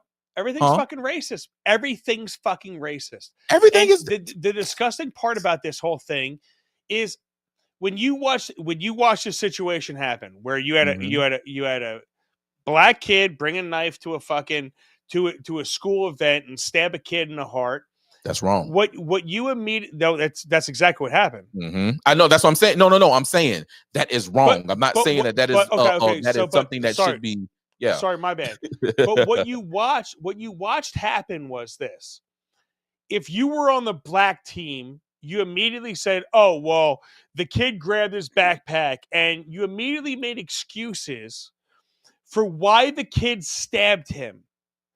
And I don't agree with the stabbing. And I'm not saying you do. I'm not saying you do, but you've seen that out there, right? You've seen the fact that you have the black team and you have the white team. And there's people on the white team that would defend anything that the white people do, and there's people on the black team that defend anything that the black people do.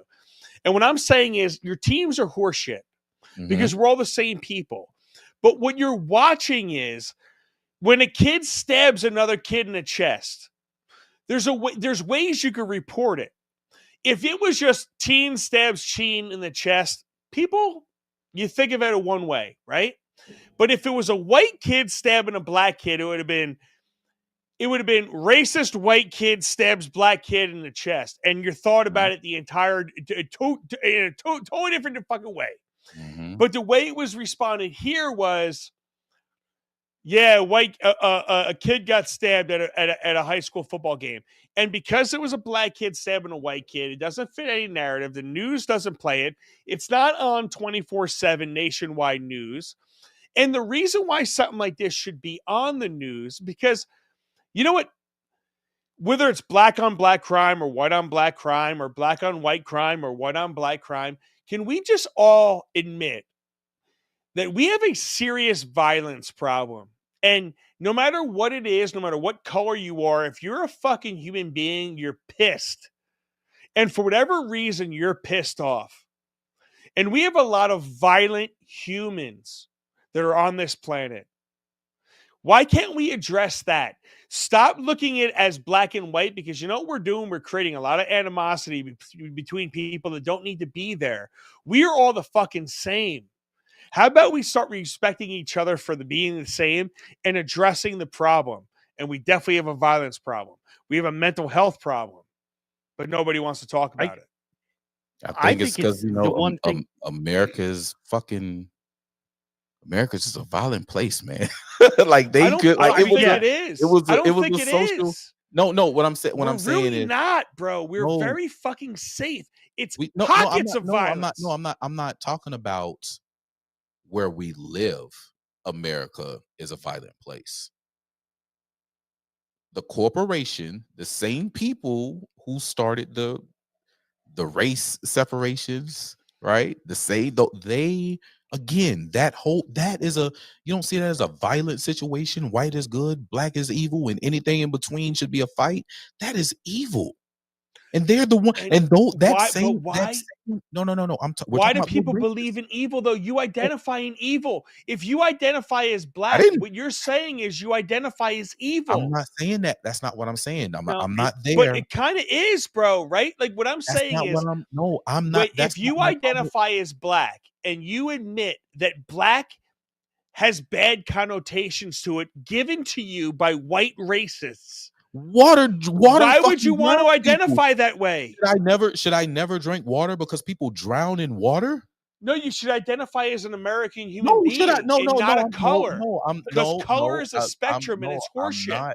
Look, I know my nationality is American, and you can never take that away from me. Yeah. But again, like I told you, there are different levels to this shit. There's ethnicities. There are multinational people. There are first generation Americans who are attached to their parents' home.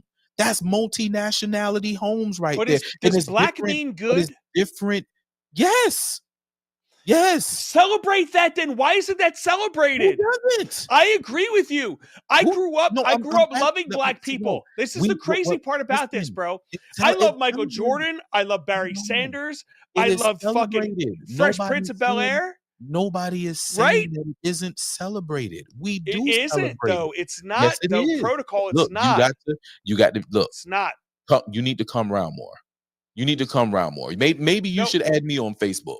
Maybe you should add me on Facebook. Can I be honest with you? But what I'm saying, because you are a great representative of what black should be.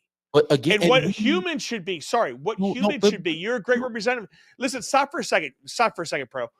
What I'm saying is, it pains me that word, you're this so. It pigeonholes people. It stops people's potential. I hate it. I hate the negative connotations that were given from the racist fucking people that we're fighting against. All of us are. We're doing that, right? And that's what I'm saying. But a lot of people that identify as black, they identify as the worst parts of the black race. No, listen to me for a second. And you know this for true. You know this is true. There's a large part of the black community that identifies as the worst part of what the most racist people wanted to portray blacks as. They identify as that. Majority? I wouldn't say majority. No, I say there is a section of black people that identify as the part of black that was deemed horrible by the racists. So I'm asking you, is this the majority or is this a small number? But it's compared to the majority minority. Is it a small number of a minority? Do you want me to be honest? Do you want me to be honest with you? Or do you want me to lie to you? I'm asking. I think 89% of black people were lied to in their lives, and they're told and they believe that black is bad deep down in their soul. And I believe that you guys believe that black, you have so much pride in being black, but in your own identity, black means bad things. No. And I don't understand why you believe let me educate in a white racist connotation of what black is. You guys are such wonderful fucking people. Let me educate you. We've idolized you. Hold on, stop. Everybody is idolized black people for everybody. I'm done stopping, Mike. I'm done stopping. No, but I'm just saying, I understand what you're saying. But I want you to know that there's a larger majority of us that do believe that we're great and do believe that we I'm letting how you know fucking should be. Right. And that's what we do, and that is how we operate. But why isn't your black so you're negative? I'm telling you right now. Just listen for a second. Right? If we were just allowed to just live, right, and not have whatever come see how in the fuck we are just living, and don't make up a story, because all you see is the made up stories of the shit that they want you to see. But just come enjoy us live, and you will see, damn, The fuck is they talk about? Remember I said when you experience, it shows different than what you've been told. It's the same shit. You are told, right? The negative, yeah, they always shooting, or they always killing, or they ain't this, or all of them are they're just not going to be anything in life. No, that's not true. There are a lot of people who go for being awesome, but again, they just happen to run into an experience that'd be like, damn, maybe it is true. And you have some that be like, okay, I'm going to fall into this, which is a small majority, and the rest of them, they just move forward and go right ahead. Like, it's there. So many of us just fucking live and just do awesome shit, and some of it is underground, and some of it is fucking in the forefront. But if it ain't red, then it can't. If it don't bleed, it don't lead. It ain't lead. It don't lead if it ain't red, right? So they want people to be riled up. The fear porn. That's the stuff that sells. Yes. That's the stuff that moves them. That's what they do. But if we just break up, because they're going to say whatever the fuck they want to say. But if you go and you live it and you see it as a different experience, eventually that will break, because nobody will be buying into the whole stereotypes. Like I said, the black community, like at first, they were uber fucking quiet, right? When the stabbing happened, they were uber fucking quiet outside of, damn, that's fucked up. That happened at a motherfucking school event. You know what I'm saying? That's why they supposed to went have into full defense mode.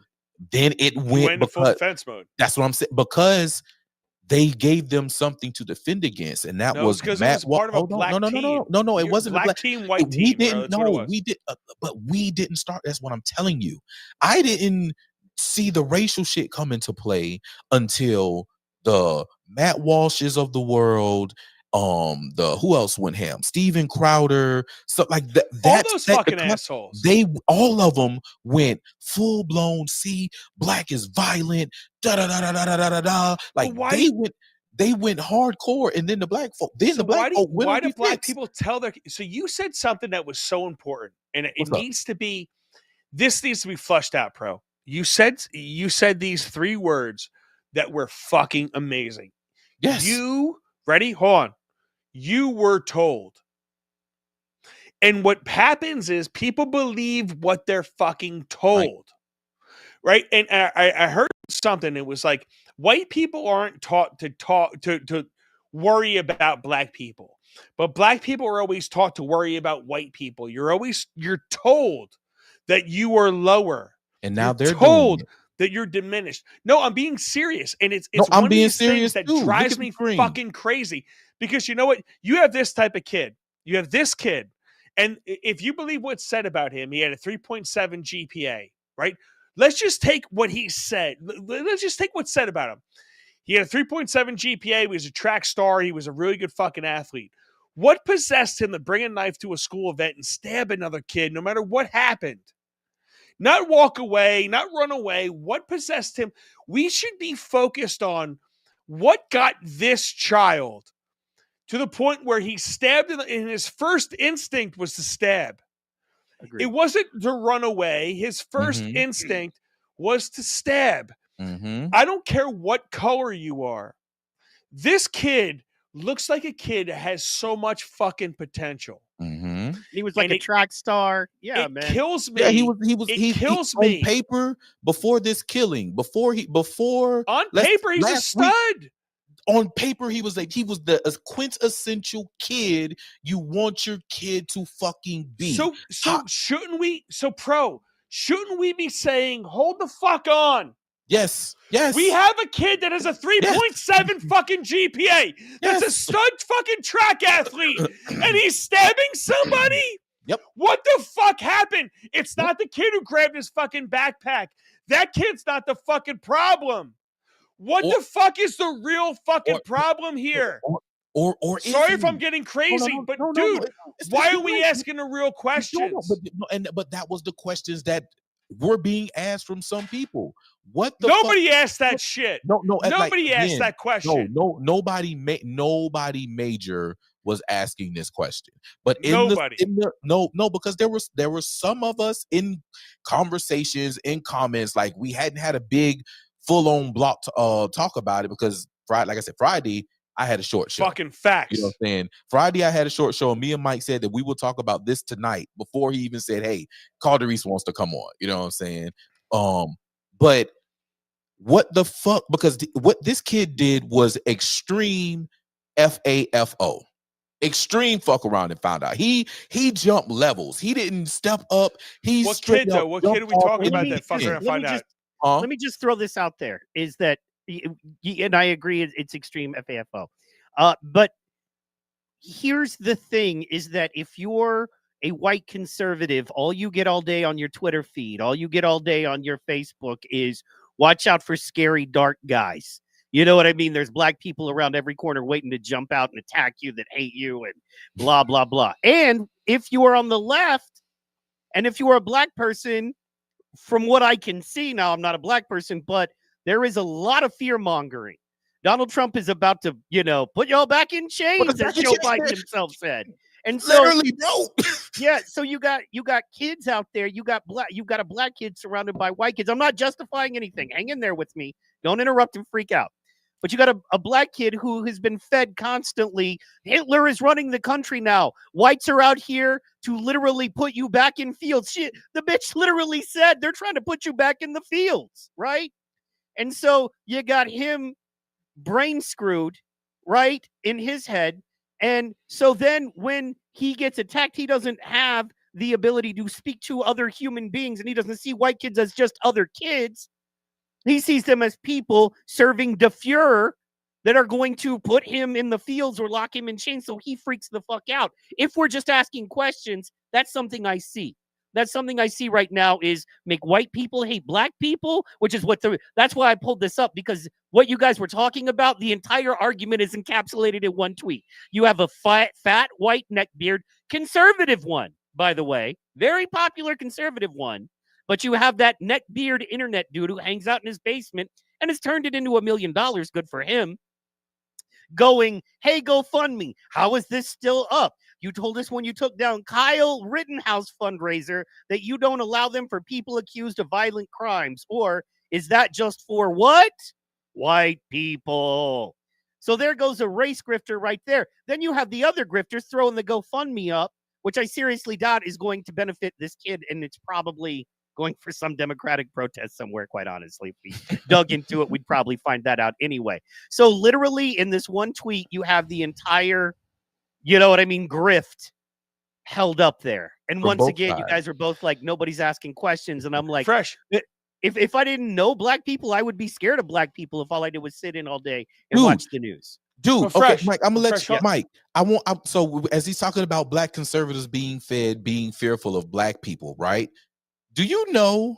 Have you heard the story about me and a particular person clutching their pearls at the White House? Are you familiar with that story with me? I believe I heard that story. Yeah. Yeah. Candace Owens clutched her pearls on me, and I was a nigga in a suit and a tie and standing on the right outside of Trump's house next to the truck. I wouldn't say you're a nigger, I'm saying that jokingly, because look, that is how I said that for a reason. It was very tongue in cheek, because that's how that was how she responded to me. Okay. Candace Owens is a little white chick. Bro, listen, okay, bro, check me out. Could be honest. Check me out. Check me out. There's a lot of black girls out there that are fucking appropriating white chicks. No, listen, okay, and I agree. But what I'm saying is, because of stories that she believes, right, that she's been told, me telling her, hey, Miss Owens, I just want to say, what's up? My name is. I lost my first Twitter account, my account that I had from 2008 when Twitter first started, bro. I lost that account in 2019 defending Candace Owens when T.I. did that bullshit at the motherfucking Revolt Summit, when it was her, Killer Mike, T.I., and a couple other people were on stage, right? And T.I. did some fuckery. And I was on, and I approached him. He looked like such an asshole. Yeah, bro. Look, and for me to look, I am a Tip fan, okay? Urban Legend was an album that was on consistent repeat for me. Okay, I am also a fan of Need for Speed, video games, Fast and Furious type shit. I bought Need for Speed Underground and fucking lost my shit when 24s was on the goddamn soundtrack list. You know what I'm saying? And that was one of my favorite games. So like, for me to have to get in my element, right, as another Georgia boy to T.I. because of how he approached that woman, you know what I'm saying? Regardless of how you feel about her politically, for you to call yourself the king of the South, and when a woman is speaking, you interrupt this woman and you make a mockery of the conversation, and you're of such high nobility as a king, nigga, that's fuck shit. And I'm gonna let you know that's fuck shit. I lost my Twitter for telling that to him. All right. And I was like, huh? Can we define what fuck shit is? Man, you know what fuck shit is when you see fuck shit. Also, I love Caldery, I love some fuck shit. Caldery, you're saying I the can black fuck is some bad. shit. I just wanted to give you this pushback. You understand, to us good white Southern boys, you East Coast Italians that own construction companies are bad guys too. You know what I mean? Come on. Look, let me tell you something. You big thug Guido. Look at Tulsa King. Have you seen the show Tulsa King? It's And a look, show and- about an and- asshole like you. And man, coming to Freddie, my town. nigga. Sopranos, You know all what you I'm motherfuckers know Sopranos. I get it. Listen, Yes.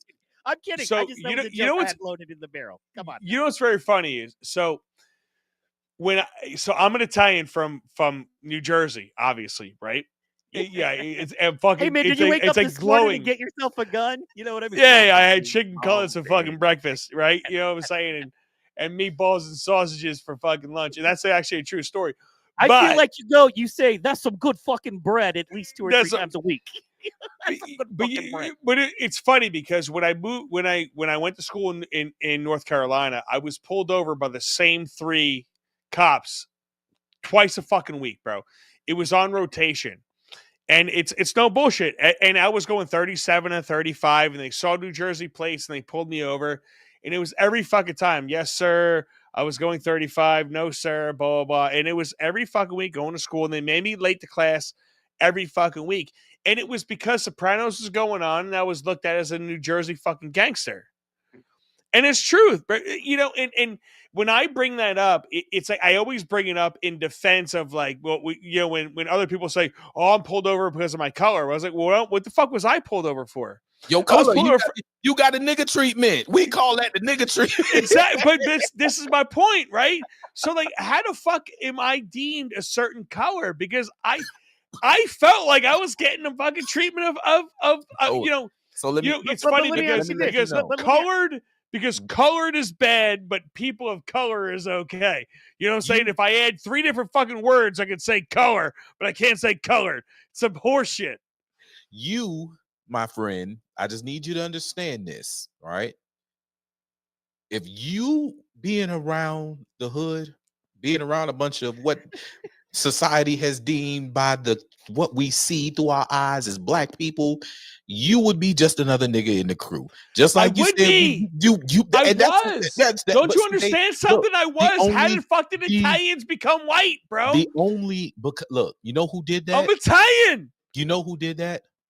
The Quartering did that. Okay, people like the Quartering did that, right? Yeah, but can I ask you a serious question? Can I ask you a serious question? What's up? Answer me very seriously.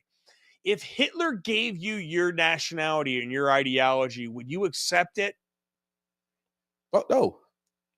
You wouldn't. So why the fuck are you accepting everything else? I don't. Evil motherfuckers created race. Evil motherfuckers created race. Can I let you know something? You asked me a question, and I don't want to go deep into that question. I do not want to get into that subject tonight. But what I will say is that when we have conversations about like serious people, right? Serious people, the serious people who are, I don't give a fuck about a check or none of that. No, the serious people, when we talk about reparations, we talk about repairing, that is a section of that repairing, right? Getting rid of this, just breaking us down and clumping us into this black you know what I'm saying, situation that you have in a census, but allowing us to tell you what our nationality is, what our ethnicity is, and we deem and say, just like motherfucking Chinese can come over to this motherfucker and they identify as nationality of Chinese and they get connections to all they consulate, and they're even have a point where they got a fucking police fucking force operating in this motherfucker taking care of them, and all of them are in communications and just like they have that, just like that is there. We should be able Chinese as is a country though, bro. China is a country. But What fucking country is black? No. We're Americans. We're not saying that we're not. That's what I'm saying. Not trying to, no, but you're not Americans. You're black. We're That's the point. about, Like, so if you're Americans, be American. That we are. But that's the point. We so are. be American. We are, there's no country black. There's Chinese. There's fucking Indian. Right? You know what I'm saying? So I what I'm saying is, bro, I want to get to a point where we're beyond skin. I hear you. Didn't I just say that I'm a Geechee? I told you I'm a Geechee American. I fucking love it, dude. We're Americans. but we're fucking Americans. Let's celebrate that. Guys, let me ask you one question. Where was the fortune cookie invented? USA, baby. No, it's India. Exactly. Okay. No, United States of America. Hello, my friend. Cookie. You have a wait. Let me cookie explain for why. yourself. My friend. No, but let me explain why. By the way, that wouldn't be Chinese anyway. But regardless, it was let me Indian. explain something to you. There is a cool thing in this country that I love that I think we shouldn't run away from, but especially us on the right should embrace, and that is the American ethnoculture that you don't get anywhere else in the world. Because Chinese folks came here, Black folks came here, or were born and raised here, but created their own culture. Wait, hell, man, look, man, there is a white Southern culture that we all know of. You know what I mean? Come on now. You know, there's a Northeastern white Southern culture, Italian Black culture. Southern culture and white Southern culture are the same fucking thing. You all love great fried chicken, and fried chicken in South Carolina is totally different than in New Jersey. Trust me, I know. We have great pizza and no good fried chicken. This is what I'm saying, Fresh Mike, dude. You hit it on the fucking head. We are the same people. We're I agree. The same fucking people. I agree, and you know what the problem is? There's a reason I love that I can go to a Peruvian restaurant.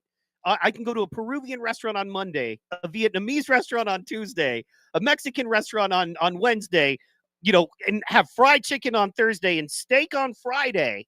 And you can't do that you legit cannot do that everywhere else in the world. If people travel, they understand. That's kind of what makes America awesome, though. So there's nothing wrong with owning that. That's part of.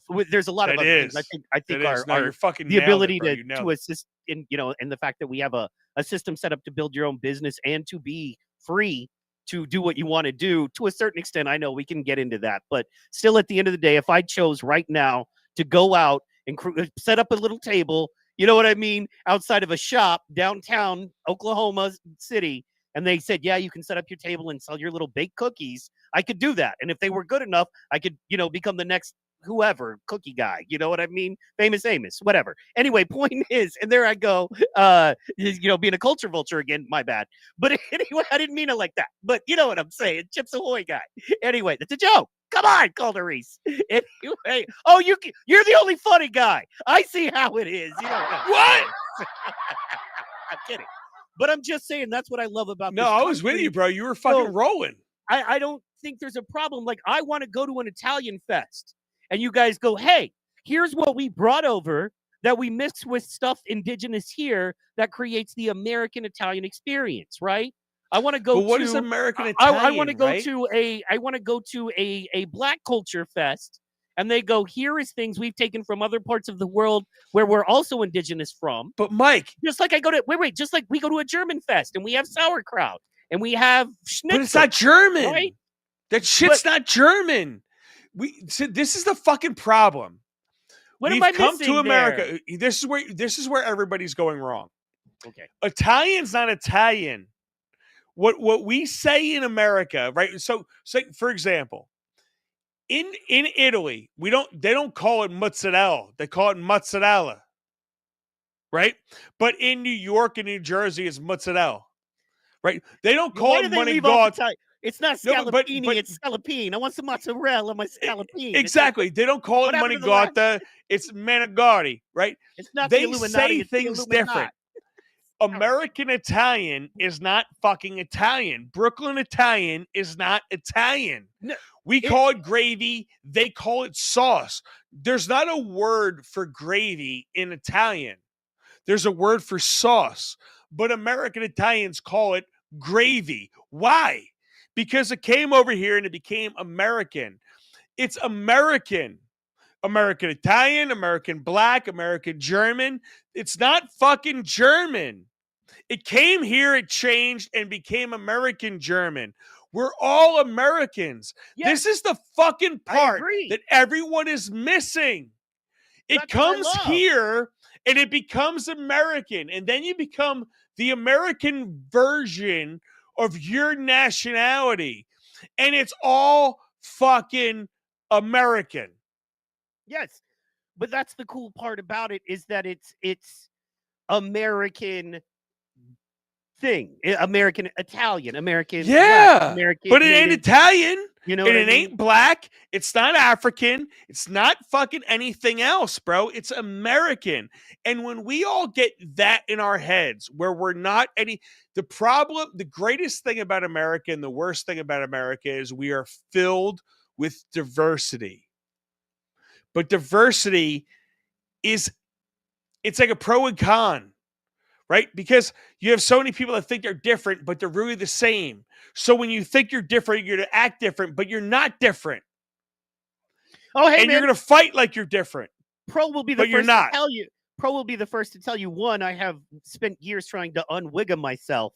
And then two, because, you know, I Jigga wanted a jigga job. Slim Shady. But there are literally millions of white people who identify more with what would be considered, and I don't want to set you off here, man. I'm lighting a dynamite stick just saying this word. But there are millions of white folks out there that identify more with Black culture. Sorry, Mike. Then you know what I mean. But that's then me, white though, culture. bro. They grew up. But that's yeah, me. too. No, you can go to I took my wife to where I grew up. Boarded up windows in the apartment complex. Not a white person to be seen. You know what I mean? But why are all the people I looked up to fucking Black? So it was so weird when I had to grow out They're of not. that and learn. They're not Black. They're American, They're right? Americans. Thank you. Barry Sanders, Michael Jordan. They're fucking Americans. Thank you, bro. Thank you. No. Look, I'm not saying that I don't understand you, because I understand exactly what you're saying. I'm just saying I only half agree because I believe in the other half too. You know what I'm saying? So Okay, like, so Mike, let me ask you a question. we're question taking your identity. ownership. We're taking ownership of both. You know what I'm saying? We're taking ownership of both, which is that is our right to take ownership of both. Like I'm not going to. It's like not because I never said like I don't believe in fuck America as a country and its ordeals. No, I believe in the founding fucking documents and what this country is supposed to be established as far as we the fucking people being here. I understand that we're a melting pot and that we are people who have agreements, you know what I'm saying, to be unionized in a certain situation, but we identify the rules as being rules. We just want to live that way. This whole it being taken over and turned into we are not the country we were founded to be. We are nowhere near the country we were founded to be. This is a corporation that has been turned and manipulated for the better part of hundreds of years for the rich class, the racist rich class, right? They took control of it and they've been turning it and using it a very, very long time in their particular way. Now we're to the point it's like, all right, look, you done said all this. You got years and years and years of construction and building this. We want to tear it down. We are all fine in tearing it down. But No, we're not. look, there are things that we're taking ownership of, like the fucking fortune cookie, American made, American situation, the fucking Chinese people who can barely speak a lick of motherfucking English, right? The motherfuckers who done started the Chinese shop. Everything motherfucking Chinese, but the motherfucking fortune cookie is a motherfucking staple to be thrown in the bag. And that ain't they shit. That's American shit. But you know what they did? Oh, yeah, y'all gonna call this Chinese, and y'all go, oh, all right, fine, bitch. We gonna go ahead and corner the market, and we gonna have all these shits, and we gonna take on it. This ain't our shit. But since you decided you was gonna create this shit in our name, bitch, thank you. This is mine, and we will throw this in every fucking bag. You will enjoy your chopped chicken. Chopped chopped chicken, shrimp, rat legs with a smile, and you're gonna open your fortune cookie, and you might play the numbers on the back of this piece of paper. And you know what? Maybe these few words that we scribble onto this piece of paper may actually be something that is happening with your. It's a possibility. The way that the universe works, who knows? Because I ain't gonna. I'll be the first to tell you, I didn't open a couple of fortune cookies in my life. Where that shit on that paper was like, ooh, shit, nigga, goddamn, this shit, ooh, so like it's happened, and it's that again. It is that experience that gives somebody belief in the fortune cookies, right? Somebody done took, man, that piece of paper, man, America just created, they scribble shit, put it in the cookie that's out the goddamn on press machine. That shit's paste anyway. But just gonna make some fortunes in this thing. You gonna like it because the old Chinese wisdom man, he folded this dough and turned it perfectly for this wisdom to be just for you when you get it. And somebody would never get him, like, man, that's some bullshit. And then it hit. It's like, oh, I do believe. And now all this shit is pasted in some different cut papers that then printed off the machine on goddamn random. But the Chinese then took control of it and cornered the market with their food. Where else you go and get a fortune cookie after your meal? The Chinese that over. You know what I'm saying? They took it. It ain't theirs. America created. They took it. They cornered the market, and goddamn, it is what it is. And that's where how I man. become Chinese. How you become Chinese? I smoke a lot of weed, bro. You goddamn right. Yeah. I get that green medicine in my ass. That's how I better, turn Chinese. man. Listen, that's another thing. Again, that's another conversation. But the same corporation, these same racist motherfuckers won't even let us have. How you gonna arrest us for a motherfucking plant, nigga? It's a goddamn plant. It's a tomato. It's a piece of lettuce. You know how? you know how they're able to do it? I'm being serious. Yeah. And it comes full circle to what we're talking about tonight. They keep people like us fighting amongst ourselves. So they're able to make stupid ass fucking laws. Like New Jersey, my state, my dumb ass state. They're focused on bird feeders. They're banning bird feeders in the state. Yes, bird feeders. You know, things that feed fucking birds. That's what they're worried about. You feel where I'm going, right? And it's all because they're able to keep us distracted. They're able to keep us at me and you. They're able to keep us talking about, like, you know, Chinese and fucking this and black and they are so good at keeping me and you focused on each other and not focused on the horseshit that they are doing. I don't care who you are, what color you are. You can be yellow. You can be whatever you are. I don't care. They're fucking you. You're getting fucked. White people, black people, we've been fucked forever. We've been fucked together. No one gets it. They are screwing us. But you know, we're focused on color. We're focused on tan. We're focused on your shade of wheat. We're all the same shade of wheat. I got news for you. That's it. We're the same motherfucking family. So, are we going to keep letting these fucking people dictate our lives? Or me, you, Protocol, and everybody in fucking Georgia and everybody in New Jersey, are we going to start realizing that we are the same people? Fuck these other people. They're trying to keep us separate. We are together. And when we get together and we stop acting like we're two different groups of people, dude, Do you have any idea how great our country is going to be? Do we have any idea how much power we have? I don't know if we do. It's true. I personally think Trump winning is a good display of that, by the way. No, It it can is. be. It It can is. be if used properly. You know what I'm saying? Yes. As Fuck yeah. Mike was saying, bro. Where Like you at? we actually have to come together. Like, and I don't look, bro. I don't give a fuck. Again, are you a good person? Are you a shitty person? I don't give a fuck Boom. about your skin color. It's really, are you a good person or are you a skinny a shitty person? And then Who we go are you? forth from there. Like, it is what it is. If the question comes up, I'll tell somebody, look, no, or but they white. Well, look, your belief in that is that, my belief is this, and I'm telling you that this side is, maybe you need to shake that shit that you're on, right? And just move forward. Just deal with the person accordingly. And when you deal with the person accordingly, then you'll find out. And then you can say whether they're a shitty person or they're not a shitty person. And if you happen to add extra to it, whatever. I think it sucks, but it's your prerogative. Did you come to the agreement that they are a shitty person and you don't want to fuck with them? Now, if you find out they're a shitty person and you continue to fuck with them and do shady shit with this shitty person, then that makes you in turn a shitty person. And then I don't want to be around you as a shitty person. I want the people who are like, yo, let's just fucking build. Let's just go for it. It's a numbers game, baby. They're winning because of the fucking numbers game, baby. And who So are you? like, we have to come together and say that no, we don't agree with this. All right, fine, band together and move forward. Look, bro, I don't eat beef and I don't eat pork, which puts me at crazy situations when it comes to eating. You know what I'm saying?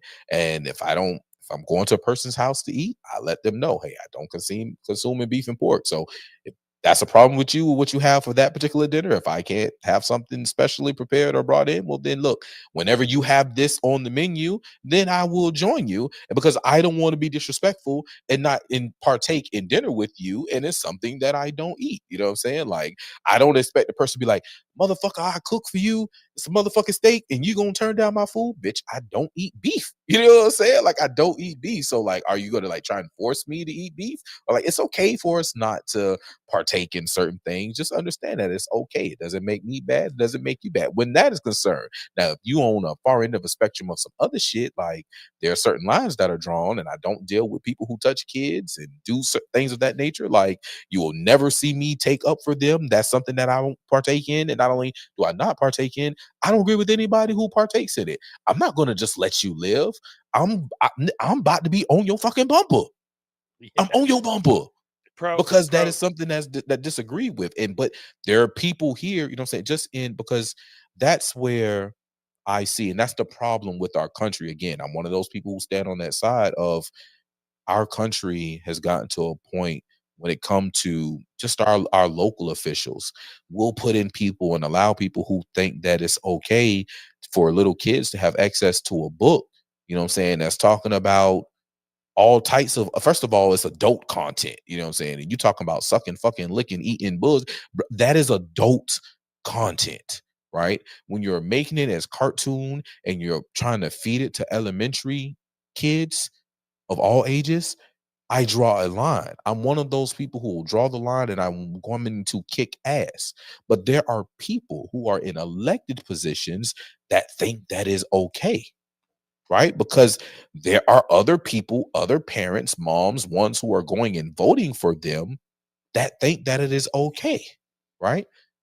We have to come together and be like, yo, that's the shit that we have to focus on. And it's us by the numbers. And again, we can't be separated by the color of the person. Like, no, are they talking my ideology?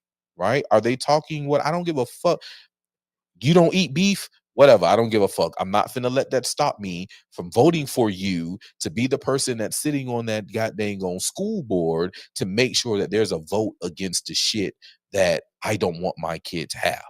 You know what I'm saying? Like, that's For the the thing record, that I have worked past long ago, and do my best to get other people to work past. But that's what this machine, those evil, rich, racist people that started this fuck shit, they have used their propaganda, social engineering mechanism machine of what's the old man? Is it Siegfried Roy? Is that his name? The buddy with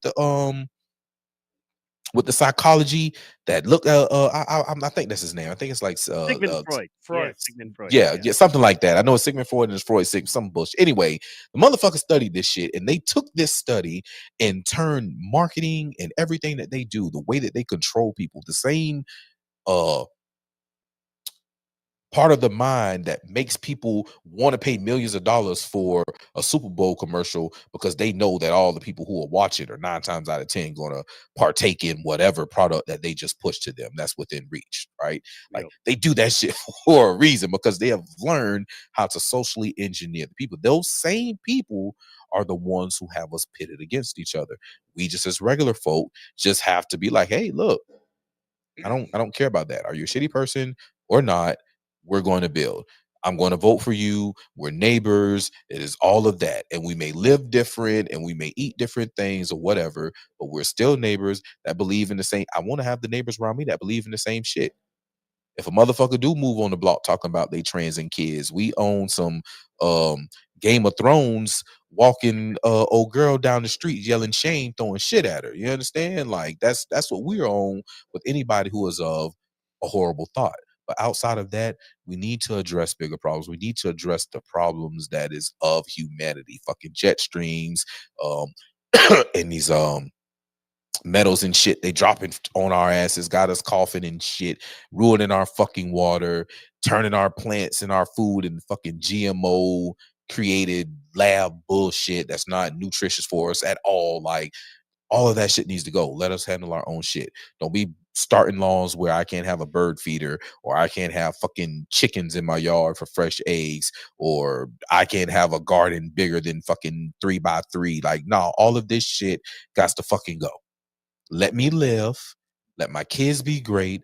Let all the rest of my offspring be great. Stop fucking taxing me. Tax the motherfuckers from overseas that want to send their shit over here. The shit that I need to have for me as a person, let me create. Let me build. If I decide I want to take that risk of opening that factory, let me do that. Don't tax me into oblivion, right? If I decide that I want to have 100 fucking acres and own a fucking plant 30 miles down the road, and my workers, for compensation, you want me to have a livable wage? All right, cool. I've built motherfucking houses, all right? And my workers, they don't have a house. I have enough housing slotted for the amount of people that work here versus over here. And they'll live. And if they save money and they want to build, you say they need a living wage. Okay, well, they're making money and I got somewhere for them to stay. And once they've achieved enough money and they want to move and buy their own shit, by all means, handle your fucking business. But you said I need to provide a living wage. This is what I'm doing. I want my people good. I want great productions. Fuck it. Don't tell me I can't do it. And I think that's where we are as a country, where they will tell us that we can't fucking do it. And that's the shit that I want to get past. Don't tell me that I can't do it. I'm not hurting anybody. Let me do it. Get your greedy hands out my motherfucking pocket. Sit your rich ass down. This is a country and a government of we the people. This is what the fuck we say. Living like this. Take that. No Diddy. Mike? I was waiting on you, bro. I like. No, man, you're the guest. I want you guys to talk. So I'm pretty much in agreement with all that. You know what I mean? With all of that, I'm absolutely in agreement with. I feel like, one of my favorite sayings is there are no racists when the levees break. And, that's just the truth. And I feel like and I think, Mike, I think you speak to this so much to the point of you piss off both sides. And that's how we know you're telling the truth, is that you're like, hey, the levees are breaking and we really don't have time to fight over really stupid shit, because we're going to turn around and look how far it's gone in 20 years. Think about the 90s. You know what I mean? Think about the fact that Barack Obama ran on deporting and, you know what I'm saying, and ending war. And now he deported. Okay, so. And Donald reciprocal tariffs. And yes, reciprocal tariffs. And cutting the government back. There's whole videos of him going, now we know it's going to be, a little bit of pain, a period of adjustment, but we've got to get this under control. And tariffs is the way to do it. And we've got to root out fraud in the government, and honestly, what he was saying made sense. Like you were saying earlier, everything that Trump is doing now, if he was a Democrat, they'd love. And that's absolutely the case. And it made sense. Because especially if he was trying to pass the ACA, which he did, but you can't have fraud and the ACA. But we've proven you can. You just drive the country into debt. But I understand what he was talking about, and it made sense. Even if you disagree with it, it made sense, right? Like, we can fight it. I'm not saying it was a good thing necessarily, but it made sense. And now that Republicans are doing it, it's the dumbest bullshit. Just like the whole term hands off. Hands off what? Fraud? Hands off what? The billionaires' access to money that you don't get? Also, something I want to talk about, or that we kind of breezed past, was the fact that now is the best time in the world for poor people or lower middle class people to buy into the stock market. What people don't understand. 3 fucking words, 9 fucking letters. The best rule that you can ever have in fucking financial motherfucking literacy, bitch. Buy the dip. And that doesn't mean buy the dip of stupid shit. That means buy the dip of shit that you know is not going to fucking fail. Like they're down. Walmart or Buy oil. in. The shit's gonna ride back up. They are fucking leveraging their money right now. They are fucking DCA, nigga, dollar cost fucking averaging. That's what the fuck they're doing right now. Selling fucking low, letting this shit drop, and to get lower. We'll buy back in, and we're gonna buy more, and we're gonna run off with our motherfucking on our new yacht that we just bought on our motherfucking dividends of selling high and buying fucking low. That's what the fuck they are doing. You better be smart enough to get into that shit. Oh my God, the stock market is crashing. Are you going to cry or are you going to buy, bitch? Because I'm team buy, bitch. Buy, motherfucking buy. Because when this shit goes back the fuck up, I'm going to be riding fucking high. And that's what you should be doing. Use the same fucking system that they created to fuck you over, that they created. I don't know what chapter, either before or after they gave the chapter of being a fucking racial divider. They motherfucking using the same motherfuckers. While you're divided on your fucking race, you're not catching the fucking money. That's what I say. I don't care. I kick it with all people of all sides. Like, I don't let the fucking racial divide come into my play until it actually steps across the doorstep. If you step across the doorstep, then I'll deal with you. But you ain't on the doorstep, I don't even care. That ain't even my motherfucking worry. You know what I'm saying? Like, what is actually happening? What are they getting over on us on? And that's why I fuck with, Team MAGA. Like, people are like, oh, why are you Republican? Why are you MAGA? Well, because they're the only ones who are voting for me to keep my business, keep my property, and keep my guns. And what I'm saying, if there was another place that wasn't them, like, I know they're stealing money. I'm not a fan of Cocaine Mitch. I don't fuck with Lindsey Flam. There's a lot of those motherfuckers who are doing nothing but getting rich off of the stupid shit that they're voting for in fucking Congress. I don't agree with them. I don't like them at all. But they're in the Republican Party, and these are the same people who are voting for this shit. I don't want to be in a party with them. I don't like being associated with them. Y'all won't get rid of them, but you're forcing me to be associated with them because nobody wants to start another situation that says fuck the Republicans and fuck the Democrats. I can take shit from both sides. I'm okay. I don't have to take everything. You know what I'm saying? Like, just like I said, housing for fucking workers until they can get up on their feet. I am down with that as long as you don't make it a lifelong situation. I'm not putting you there to be there forever. I'm paying you a decent wage. I'm teaching you how to deal with your money, and I got you a place temporarily while you save the money. You're working, so that work that you're putting forth is paying for the rent. You know what I'm saying? But your rent in escrow is being put in an account, or we're teaching you put in an account so you can fucking buy your own place. Buy your own fucking house, because ownership is key. That's what the American dream is: owning a house, owning a car, owning a grill, having a family, and so forth and so on. Right? That's fucking the fucking American dream, and I think that everybody should have a piece of that. But you got to put into that shit. Like, you got to work. I don't believe in freeloaders. I don't. You know what I'm saying? That's the side of the welfare section that I think needs to be gone. Stop making people mentally dependent on this shit. Oh, well, hey, you can live here, but you only can work a certain amount of hours. You can't get ahead, because if you get ahead, then you're going to lose this. And we're not really going to teach you how to own a place or how to have a place. And like, the job that you do have, you can't make but so much money. You can't make the money that you truly need to get ahead, because if you make that money, then you're not going to have this anymore. But this is the same people who are telling you to go get a house somewhere, like if you're trying to rent, and the rent is $3,000, and they're telling you got to make 3 times the rent in order to move here, but they know good and well that you're not getting paid 3 times the rent, because 3 times the rent, it'll be something like, as we were talking about earlier, $35 an hour. You know what I'm saying? Like, the shit's not like, that's the shit that I feel like as a community, as a people, that I talk about all the time, that we need to fucking do, right? We need to be digging into these assholes and making sure that that is not happening. And too many of us are not. Like me, you, and Mike are, but I live in Savannah. You live in what, Carolina, Jersey area. You're up there, and Mike's in Oklahoma. We're in 3 different fucking states. You know what I'm saying? So we aren't we, even though we are a higher number, because it's 3 of us, right? That's 3 more to the total of wins. We're in different places.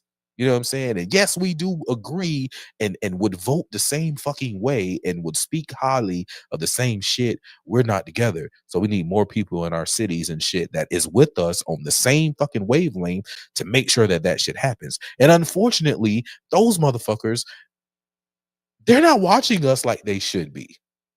I know my numbers are from all over the country. You know what I'm saying? Like people just like me and you who are living in different places. It's not the people who are right here actually next to us. And those are the ones that we really need to step up.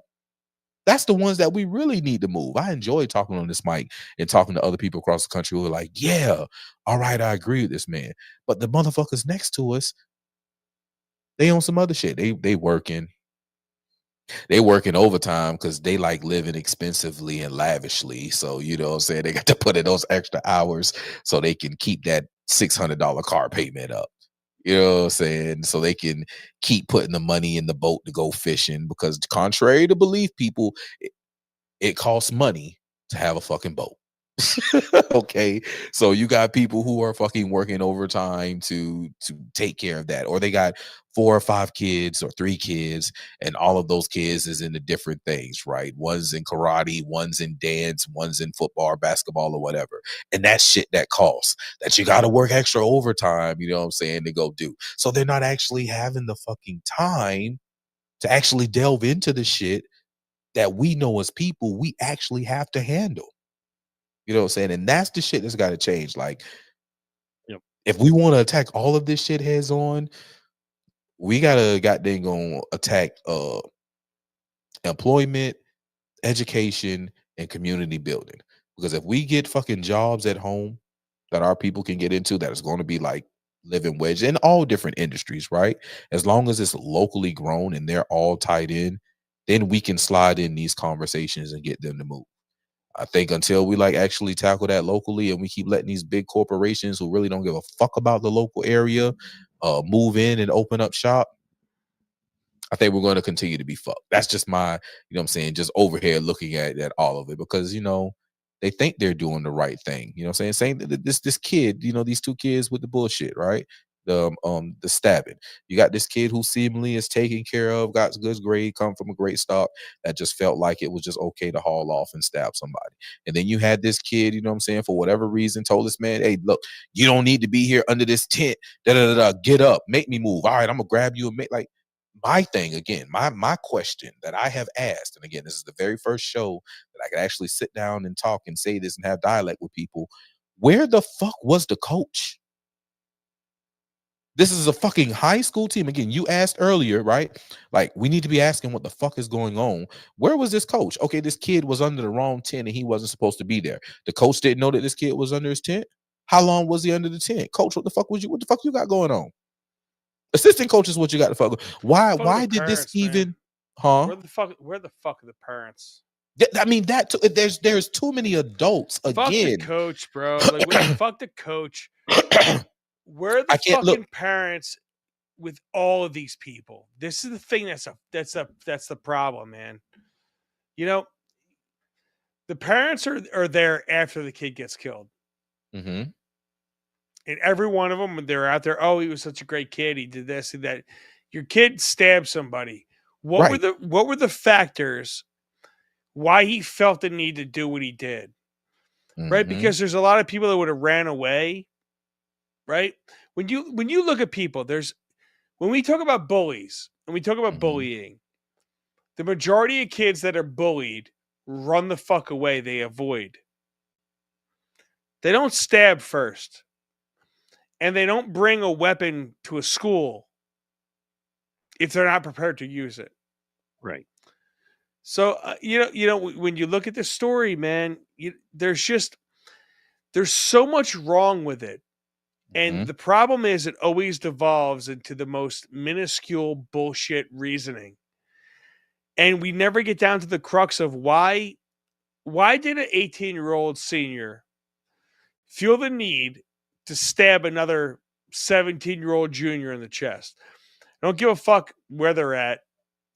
When we get down to the nitty-gritty and go, we have to solve that issue. I don't care race. I don't care anything else. Why are we so violent as a society? We have to figure that out. I think we have to figure that because we are incredibly violent, man. No matter your race, there's rape, there's murder, there's abuse on every scale, dude. Humans are violent motherfuckers. How can we solve that problem? And if we're not focused on that and we're focused on color or any other horse shit, we're never getting anywhere. We're never going to make any progress. I do agree. Not to bring it light, but I did want to get your opinion on the stock market currently, because you're a small business owner, you're a blue collar guy. What's cool is you and Pro both are in construction, right? So, just what do you think about buying right now in the market and that kind of thing? So listen, I'm not a market analyst. I'm going to be honest with you. I think the market it's incredibly rigged for a lot of AI programs. I think AI programs have been buying things for so long, like day trading's almost fucking dead, but you can make a lot of money on it, right? So do I think everyone that's going crazy over the stock market right now, if they're overreacting, I think you're overreacting. Now, I'm not going to be your market analyst, but I will say this, if you just stick it out, you tend to make money. Okay. And the people that are in charge of the market, that are dictating the market, they're counting on you to panic. You can't panic. You have to do what they do. You have to play the long game. And typically speaking, if you play the long game in the market, you're going to succeed. So if you react to small blips in the market, I think there's going to be, listen, anytime you have wholesale change, you're going to have problems. But what business is going to do is they're going to adjust. They want to know the rules to the game. And once they understand the rules to the game, business owners are going to capitalize on the rules to the game. It's the way humans act. So I think this is a small blip. What Trump is doing is what everybody wanted to do, but nobody had the balls to actually carry it out. Word. I agree with that too. So he's lame duck, man. This is he has no more. Well, he's got no fucks to give. Zero fucks given. Zero fucks to give, bro. He's trying. Yeah, we're gonna. No, he's doing. He ain't just trying. He's doing. He's definitely doing, man. He's trying to not be a lame duck. Is all I'm saying. I don't. Oh yeah. Oh yeah. He's going for that third term, bro. I think. Listen, bro. This is Kofi on tight, bro. Kofi on real tight. I think that he is preparing. He was already going to do it, and he authorized it, but he didn't at the last end. I think he just felt like, all right, I'm going to do one last roundup of them all because I really got their ass. Like my favorite clip towards the end of his first term was he was like, it's called the swamp, and I caught him. I caught them all. Let's find out. Let's see what happens. But I caught him. I caught them all. Like this is at the end of it. I was like, ooh, this man about to go motherfucking scorched earth. But he's like, nope. I already know I'm gonna win again because I already know the rules of the game. I'm about to do one last snatch up, and then I'm gonna expose the world. I don't give a fuck. I'm gonna kick the fucking can wide the fuck over, and whatever fucking happens, right? Like that's what I believe he's about to do, and I think that's what these tariffs are, with showing the world. Like I've gotten so many people, right? My just immediate circle, Facebook friends, whatever the case, talking to, who are upset about the tariffs. right? Oh, how could he do this? How could I was like, how could he what? Show them the chart. Look at the numbers. They're charging us more than Trump is charging them. What did he do? Why are you not saying, damn, why is this country charging us this and we only charging this? What the fuck is going on? And I've had a lot of people say, holy the fuck shit. A lot of people say holy the fuck shit. Not enough, but enough of people saying, wait a minute, huh? So now, and with that happening, because it's being cracked as people actually look at those numbers, which is why I'm glad he gave that infographic out with those numbers being side by side, right? But those other countries, they realized that, oh shit, people about to realize we was fucking whacking them over the head. No, Mr. Trump. No. We'll drop it down to 0, sir. And you ain't got to stop that. We need y'all anyway because y'all consuming. So no. We'll knock it down to 0. Let's not let the rest of the people actually realize that we was hitting y'all over the head like this. That's going to start a fucking problem if we get enough people, again, our next door neighbors, our day-to-day people who are on the left side, because let's just be honest, bro. We all got somebody or a lot of somebodies, depending on where you live at, that actually happen to be on the left side. And it's people that, you know what I'm saying, before now, you truly cared about. Old teachers, old janitors, the grocery person that you've known forever. Like all of these people, at least I know, that's my everyday living. And I'm walking proudly with a fucking MAGA hat. I'm amongst the people who can't stand the motherfucking MAGA brand thanks to what they have done on this great marketing campaign of, you know, Donald Trump and his supporters are evil sycophant Nazis, right? They realized that, well, and I have a lot of people tell me this on the other side, like, I know what they say about them, but that's not you. So maybe it's not because you're really the only day-to-day MAGA Trump supporter that I can see, that I can actually reach out and touch. You're not the evil racist white guy that wants to just kill off anybody who's white. You're actually you're you're a melanated man from Savannah, Georgia that cares about every fucking body. That's a fucking lie. That's the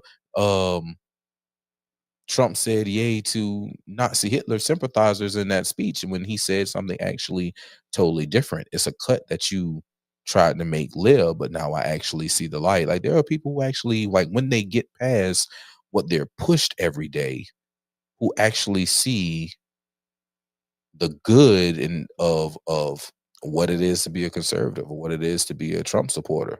Heck Right? yeah. They see those type of people existing every day. But, All day, every day. And speaking of all day, every day, Calder Reese is letting us know he's got to get out of here. Thank Okay, you cool. so much for stopping by. He gave us 2.5. You know what I I'm have saying? I have a pregnant wife that is Oh yeah, go calling me yeah, out. go do your thing, man. Yeah, go do Yeah. your thing, man. Go do your thing, brothers, man. So Appreciate you. we are 1 week away from so we're scheduled for the 14th. I have a 20-year-old, a 17-year-old, and a newborn on the way. Ooh. Yeah, same wife. Everyone, it's funny because everyone goes different. Like your third wife. I'm like, no. It's just sad that that's just dang. So people trying to put you out to be a baby daddy, huh? Yeah, exactly. I told you, bro. I'm like Puerto Rican. I'm not Italian. I'm not white. I'm a fucking, you know, I got all the negative connotations. I get you. But hey, no, but seriously, guys, listen. It's been a fucking pleasure. I love your show. I do. Like, my wife is knocking on the door right now, and I don't think she's going into labor, but she wants this baby out of her, out of her. It's you better give her whatever she wants right now, man. That's whatever. So she's been incredibly fucking nice right now. She actually knocked about an hour ago, and because believe it or not, so my studio right inside is our bedroom. So she's hearing me yelling right now. So she's probably trying to go to sleep. But thank you. Listen, guys, hit that fucking like button. Yes. Because this is a conversation. The conversation you heard tonight, you're never going to hear on any other place. I don't give a shit. Fresh Mike Protocol, you guys do a great job. I love you guys, man. You're fucking awesome. Thank you for having me on the show. Thank you for everybody watching. Finger the fuck out of like button. And thank you, guys. Thank you so much, man. Please promise to come back and rap with us more, guys. Man, that chair always open, man. That chair is always open. Knock on the door. Come on, man. That chair always open. And hey, Hey, seriously, 2 Mics Live. You guys, we do you know we do the open mic Friday, and you guys are welcome any Friday nights to come open mic. But you know what I'm saying? If you want to come on and talk about anything, you let me know, bro. Send me a message. We have a big family here. This Rumble family is fucking growing, and dude, we're all in this together. We're all in this together. That's it. Period. Heck yeah. It There's is the 2 page Mics right there. 2 Mics Live. They go live Monday, 2 Wednesday, and Mics and a Friday. Kelly, man. Yeah, 2 Mics. It is 2 2 Mics Mics and and a Kelly. Kelly. So Yeah, they got eye candy. Kelly just is. She's so hot and she's so smart. She had to be a part of the show, bro. You know, and she's Mike's wife, but she Yeah, is. she is. She Gotta is give her a respect, man. She always holding it down, man. It's 2 Mics Live, but it's really 2 Mics and a Bro, Thank you, Kelly. Kelly. and she not be- for She nothing. saves lives. She's a float nurse. Yeah, She's man. a fucking She's a dope individual, a man. nurse She's practitioner now. She's unbelievable. The diversity you get on our show is spectacular. Seriously, it really is. She's too good absolutely. for you two on that show. just Way saying. too good. Anyway. Way too. And if you guys did cool stuff, if you watched last Friday, his partner was live from Trump's golf course. Trump And he was International. there, and Trump International, and he was showing some of the stuff that was getting auctioned. They had some Trump shoes and some stuff like that. So, you know, it's a really cool show, and that's what I love, man. You have a doctor dude, a hot nurse chick, and then an everyday blue collar guy, and you come together, and you guys do great too. And absolutely, man, we'll stop in. Thank you so much. And Pro, man, thank you for having this conversation as well, man. I thought this was amazing. Guys, 2 Mics Live. We're going to let Mike get out of here. 2 Mics Live, and that is every Monday, Wednesday, Friday at 7 p.m. Eastern on Rumble. Yes. Yes, sir. Thank you, guys. Have a great Thank night. you, Mike. man. We'll talk Have to a you great night, soon. bro. Proud of you, boy. Later, boys. Yeah. Oh yeah. That's good. Man, that was, man, I did not know. It's just me. It's finally in the building. He been here. He been here. He just been chilling. He been chilling in the cut, but he been here. He been in the cut. Oh, there he is. Oh, yeah. Yeah, I he saw him. up there. Yeah. Man, these people are way too sensitive. I saw him. Yeah. No, he's back. He's back. I should have said back. Anyway, that was good, man. I thought that was a great conversation. You know, getting a lot of you know, a lot of feedback. Definitely getting a lot of feedback on this one. You know what I'm saying? And you know, these are the conversations that need to be had within the conservative community, bro. It really does. And Mhm. unfortunately, man, love it or hate it, you're the guy. You know what I mean? There are a drink to lot of that. you already know. Yeah, drink to that, man. Cheers to it. You know what I'm saying? Because there's just a lot of people out there who they don't either have the patience, the understanding, whatever it is, man. They don't have what you have and the patience you have. Just like Mike himself. You know what I mean? Willing to talk to you about this and go, you know, look, man, this is how I'm seeing it, and this is how most of MAGA sees it, quite honestly. So what are we missing? You know, and I love the fact that you guys were able to break it down and talk about it. That You was just got to be willing to go in and actually talk to the people. Like, you know, I think the biggest problem that comes in on the MAGA side is they have their pre-described notions, so they come in with them instead of just listening. Yeah. Gain an understanding. Let them tell you what it is, so that you can know what it is. But if you're just on the outside looking, and just because of what, you know what I'm saying, Law and Order Special Victims, Lockdown Savannah, and Cops showed you, on top of, you know what I'm saying, whatever sitcom or thriller show that you watch or movie that you watch, sprinkle a little bit of the news on top, and boom, you thinking what you thinking, and that's just what it is. Then Yeah. the news ain't gonna show you but so much. correct. Well, just the fact that, like, it's just how words are interpreted, right? So Mm-hmm. to me, when I hear, you know, what is black, the first thing I think growing up where I grew up, black is beautiful. You know, that's just what that was just what was said. And not a bad thing, right? Mm-hmm. So, and you know, you know, because I grew up in a community that I feel like, you know, is at least very heavily Black influenced. If you could just not say a Black community, definitely a Mhm. mixed community, majority Black. I just feel like it's like, oh, well, you know, that's folks who just don't have it as good off, quite honestly, because that's just what it is. And they're hardworking folk who take care of their community the best of their ability. They spend a lot more time than the average. Growing up, they spend a lot more time within their community, from your barbecues to your holiday celebrations to your church Mhm. celebrations to your Mhm. picnics, more than the white folks I knew, just more than the white folks. Not saying that, you know what I mean? So it's just what the word means to you and the connotation of that word. The You know what I connotation mean? of what it is Yeah. you're speaking on. Again, how much time do we have? Like, what are you asking, and what is Black? Because as you just gave, we can go down a long list of shit that is Black that you don't get other places. But is that what you're asking? Like, what are you asking? Right? Like Black, like, bro, I didn't feel Black like I is had enough to contribute to interrupt and say that, but I'm just like, I think what we need to do is come back to when you say, just like in the same way, you know what I mean? If somebody grew up with a father that said, I love you, and then punched you in the face every time he said, I love you, when somebody says, I love you, you're going to think, I get punched in the I get face. punched in the face. You know what I mean? Not what everybody else thinks. You know what I'm Right. saying? But Right. so it depends on, we got to come back to, what do you hear when you hear the word Black first? Mhm. Right. And then, you Mhm. know, go just like Italian. You know what I'm saying? A lot of people have negative stereotypes of Italian. So what do you hear when you hear the word Italian Yep. first? Right. So anyway, Yep. that's just my thought on that, man. My Yep. little, No, you're spot on with it, bro. You're yeah. definitely spot on with it. Like, But man, trolls have been out heavy. Just want to yeah. shout out. It just means we're winning. I kind of love it, man. Like, these trolls are just weak. They can't do shit. They can't get us. They can't. You know what I'm saying? We're just quicker, we're better. And it's their life that they're spending on us, helping us, driving us up in the algorithms, So, man, giving it us hits the more money, algorithm, getting us man. So more views. Yeah, get it. as long as it hits the algo, I'm happy, you know? You know what I'm saying?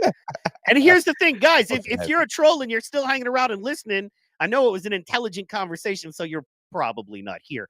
However, if you Right. are still hanging around, if you want to donate, you get to donate. If you ever want to drop a super chat or a Rumble rant, not only will you not get blocked, we'll read it. So yeah, man, drop those dollars. You know what I'm saying? Drop 'em. So yeah, $5 and we'll say your name. $20 and we'll actually read your comment, trolls. So there you go. So drop us $20 if it's that important that you get your troll out. Okay, wide open.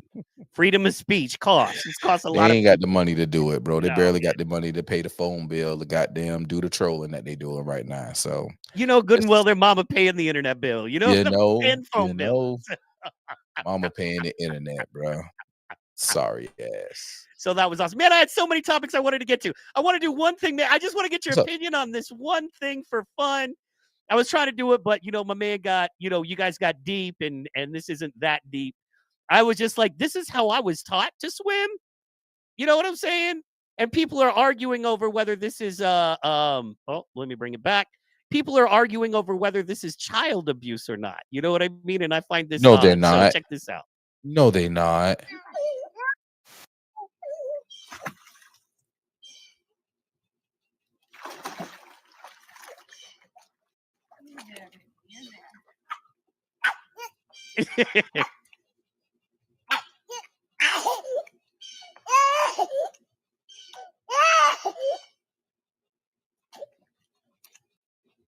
He's just floating for a bit. And she just leaves him floating. She tells him, don't freak out. You got to relax. Beautiful.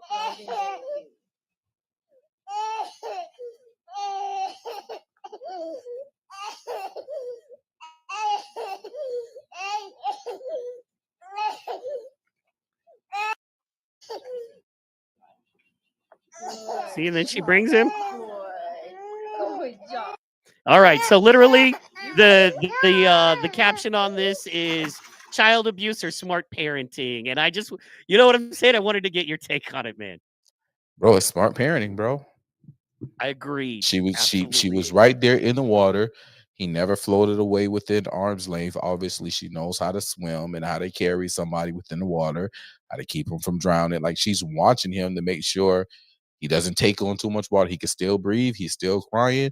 Okay, cool. Ain't no gargle within this crying that he's doing. Oh, there's gargle. Let me go grab him. Let me get this water out of his system.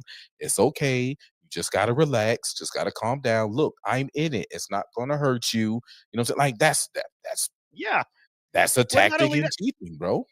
it was actually, you notice he wasn't kicking and thrashing. So she was already Mm-hmm. teaching him how to not kick Mm-hmm. and thrash.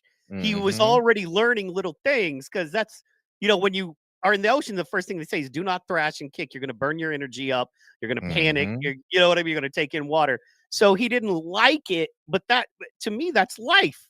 Put your kids in controlled, uncomfortable situations. So when they're in uncontrolled, uncomfortable situations, they know how to behave because you They know how to parented it. behave and be in Yeah. control. Right. Yeah. Right. And So that's the same situation again when we talk about this kid. That is a bigger question than down there and what happened. Like, what made him like there are too many factors with this situation with this kid down there in that fucking school. Like yeah. with that track meet, right? Like what made this kid haul off and stab him? What is going on? First of all, they're at an school department track meet, which means they see each other more often than not. It's Correct. a track meet. It is an inter-county track meet. These kids know each other. These aren't random kids. This dude, they both also supposedly played football Yeah, that's the whole thing. If they're both involved in multiple sports, they see each other multiple times a year on a field, multiple several times a times a year. year. And then you got the little, banquets and all of that stuff that you go Come to with all them other on. They kids. know Yeah, each other. yeah, man. They know each other. So what the fuck is really going on? Why did he feel the need to bring the knife? Why did And he yeah, feel the need to did something else happen? What is going on? Oh, this kid just hauled off and stabbed this kid in the chest. Hold on, bro. You're not big braining this. Yes, that is a problem, but what is the problem? Because these kids know each other. yeah. They're star athletes at schools across town. And once again, we didn't even, because we had so much to talk about. Where we missed so much, but that's cool.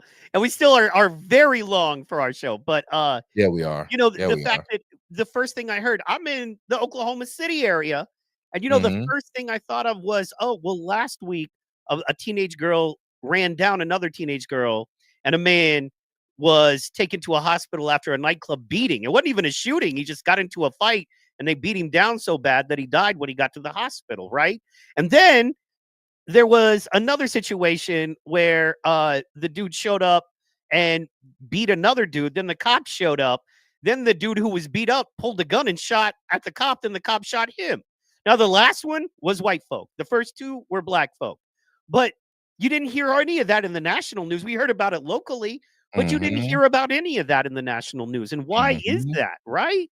So on, 'Cause they're on a local things. yeah, It on a was just local, yeah, sorry, go ahead. I was saying, no, you're right. Like they were local things. It was a problem again.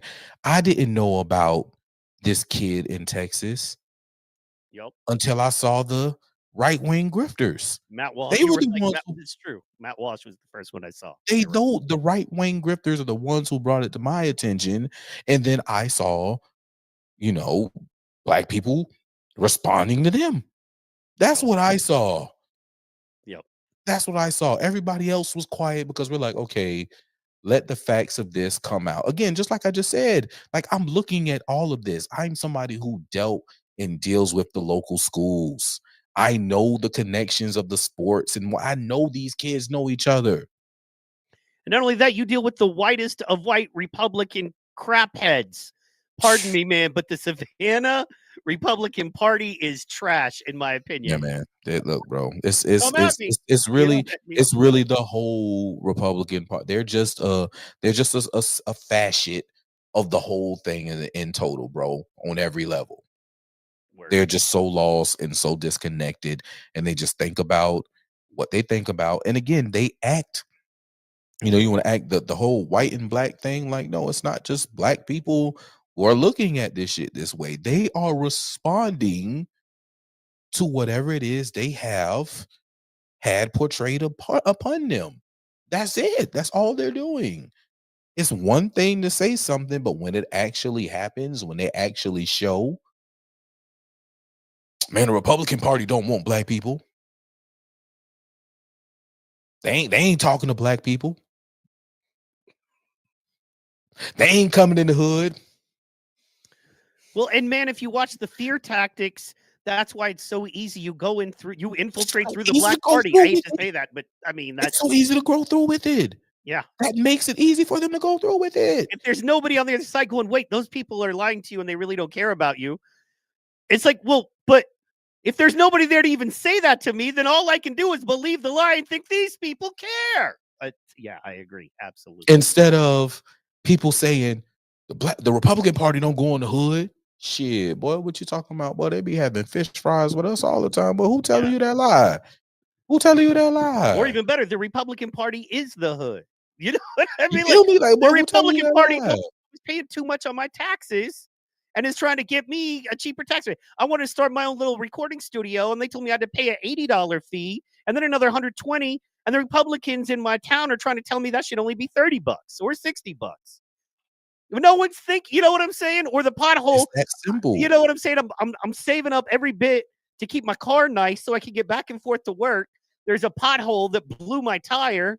And you know what I mean? All the Democrats want to do is fund DEI programs, but the Republicans are like, fix the potholes first. I would vote for that because my stupid Toyota, you know what I'm saying, needs good tires so I can go to work. Needs good tires. I need good shocks.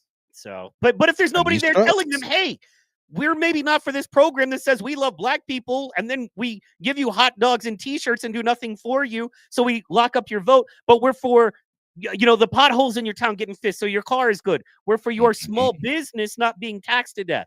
You know what I'm saying? Like, we're for, if you want to open a small food store, we're for that. And we want you to do that because our plan doesn't work if you don't. That's the dirty secret. The Republican plan doesn't work without industrious people of all races, and especially and specifically black folks. Yeah, I said it. Point blank, period. So, anyway, blah, blah, blah. Bro, what you got coming up this week, man? We've been missing you. We've been missing you, man. We need more pro in our lives. Man, we didn't even talk grifties. This is our first show since I went up to Jersey. You know what I'm saying? Yeah, we got so busy. What I got this week, I'm wrapping up this job. I was supposed to be done Friday, but that's a long story. The weather sucks. You know what the crazy thing is? It's supposed to storm tomorrow. Go figure. No, y'all are getting it because we had the wintry mix we had yesterday. There was full on snow about 2 hours south of us. And what's funny is the biggest part of the storm is north of us, but about 2 hours south of us today, there's like snowmen. People were posting, you know what I mean, in their yards. And I'm in like southernish Oklahoma. I'm south of the midline. And yeah, man, that's some Democratic weather machine shit. If you ask me. That's some weather machine right there, boy. They going ham. But that's supposed to hit you tomorrow, I think. Yeah, so, yeah, they're calling it the first. We had a first alert weather day tomorrow. That shit about to be crazy. What up, Iron Bull? What it is, pimping? Yeah, man. So yeah, that's tomorrow. Let me see what else is this week. Oh, I'm preparing. So Orange Crush got their permit. Yo, Tybee Island.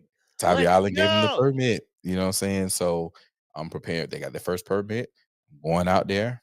I'm interviewing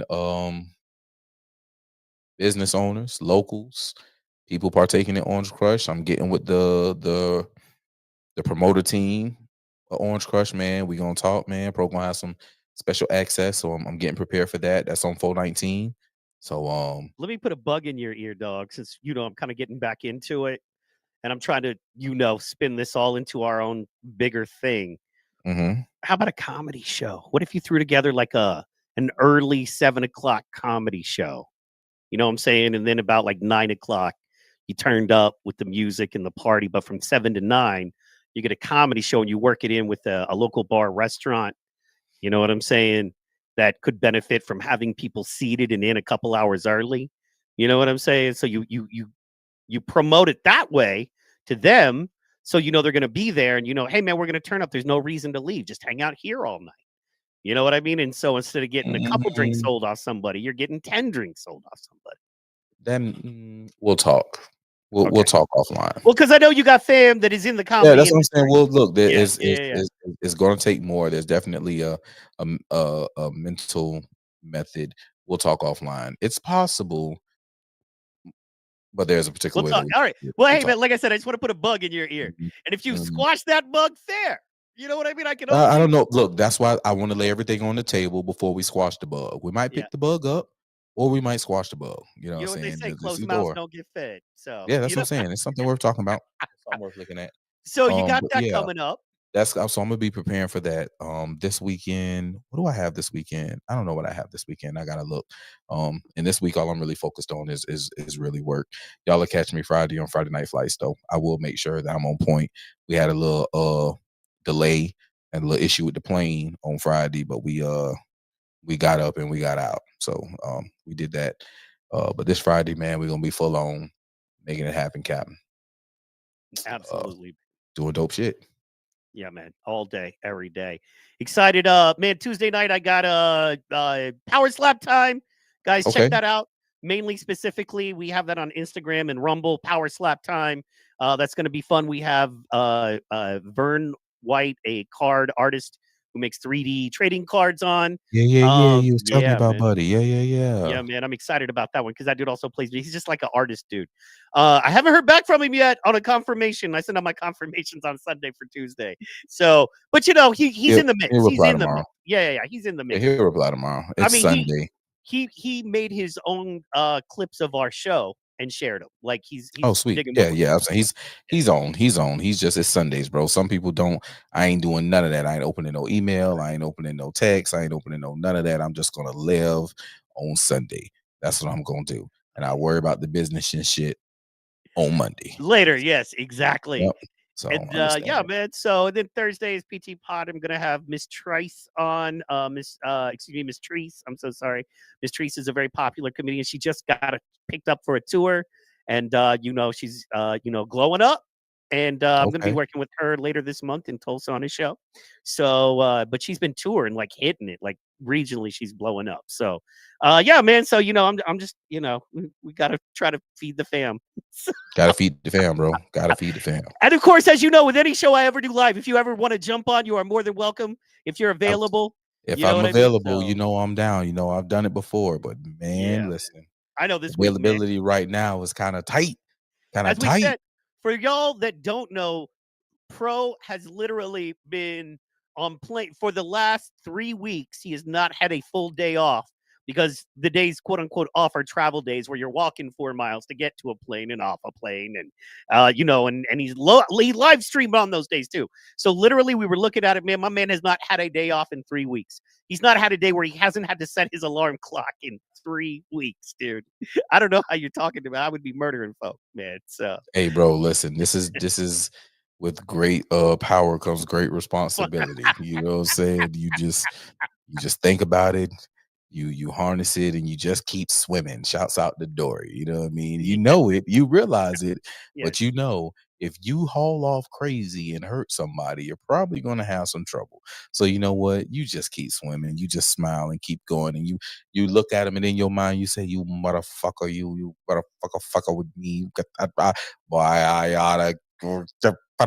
But you just keep swimming. And you just keep moving.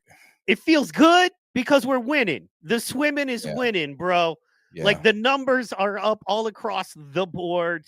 We're getting people like Calder Reson. We're getting, what I mean, Grifties. People are loving what we're doing. People are seeing it. You know what I mean? Numbers don't lie. It's that simple. And people are loving what we're doing, man. So it's one of those that even if we feel like we're taking licks, it's a lot easier when you feel like you're winning the rounds. You know what I mean? It's like, of course, I'm going to get hit a couple times. I still got to win this. I'm still locked in this cage with this motherfucker trying to knock me out. You know what I mean? So let me bring what I got. Let me John Jones this, So, bring what I got, bro. And whatever I got, I'm going to use this motherfucker. And God damn it better win. And with that, ladies and gentlemen, I want to thank you so much for tuning in. Calder Reese, thank you. Two Mics Live. Man. Yeah, Two Mics man. Live. We're going to try to get Mics and a Kelly. 2 Mics and a Kelly. We're going to try to get Schwartz's his partner on sometime. As well, or maybe Kelly, who knows? And of course, I want to pick the doctor's brain, man. I want to know what he knows about, that yeah, he you can want to talk talk about. MAGA? That dude is like inside MAGA. If you look at their Friday night show, he showed this Access coin. He's like, I finally got the coin, and I guess there's this special club coin you get, like, to show when you go into certain privileges, and he got one. So, yeah, man, screw him. I'm kidding. I'm kidding. I'm just jealous. You know what I'm saying? I'm jealous. So, anyway, guys, thank you so much for tuning in. Make sure you check out Pro's show, Friday Night Flights on Friday night. We've missed it, but it's going to be back, I suspect, in full force on Friday night. So make sure you check that out. We're excited about that. Hell yeah. And then Tuesday night is Power Slap time. Guys, thank you so much once again for tuning in. This has been Rumble on Rumble, number 65, with guest Mike Calderies of Mike's Live. Good night.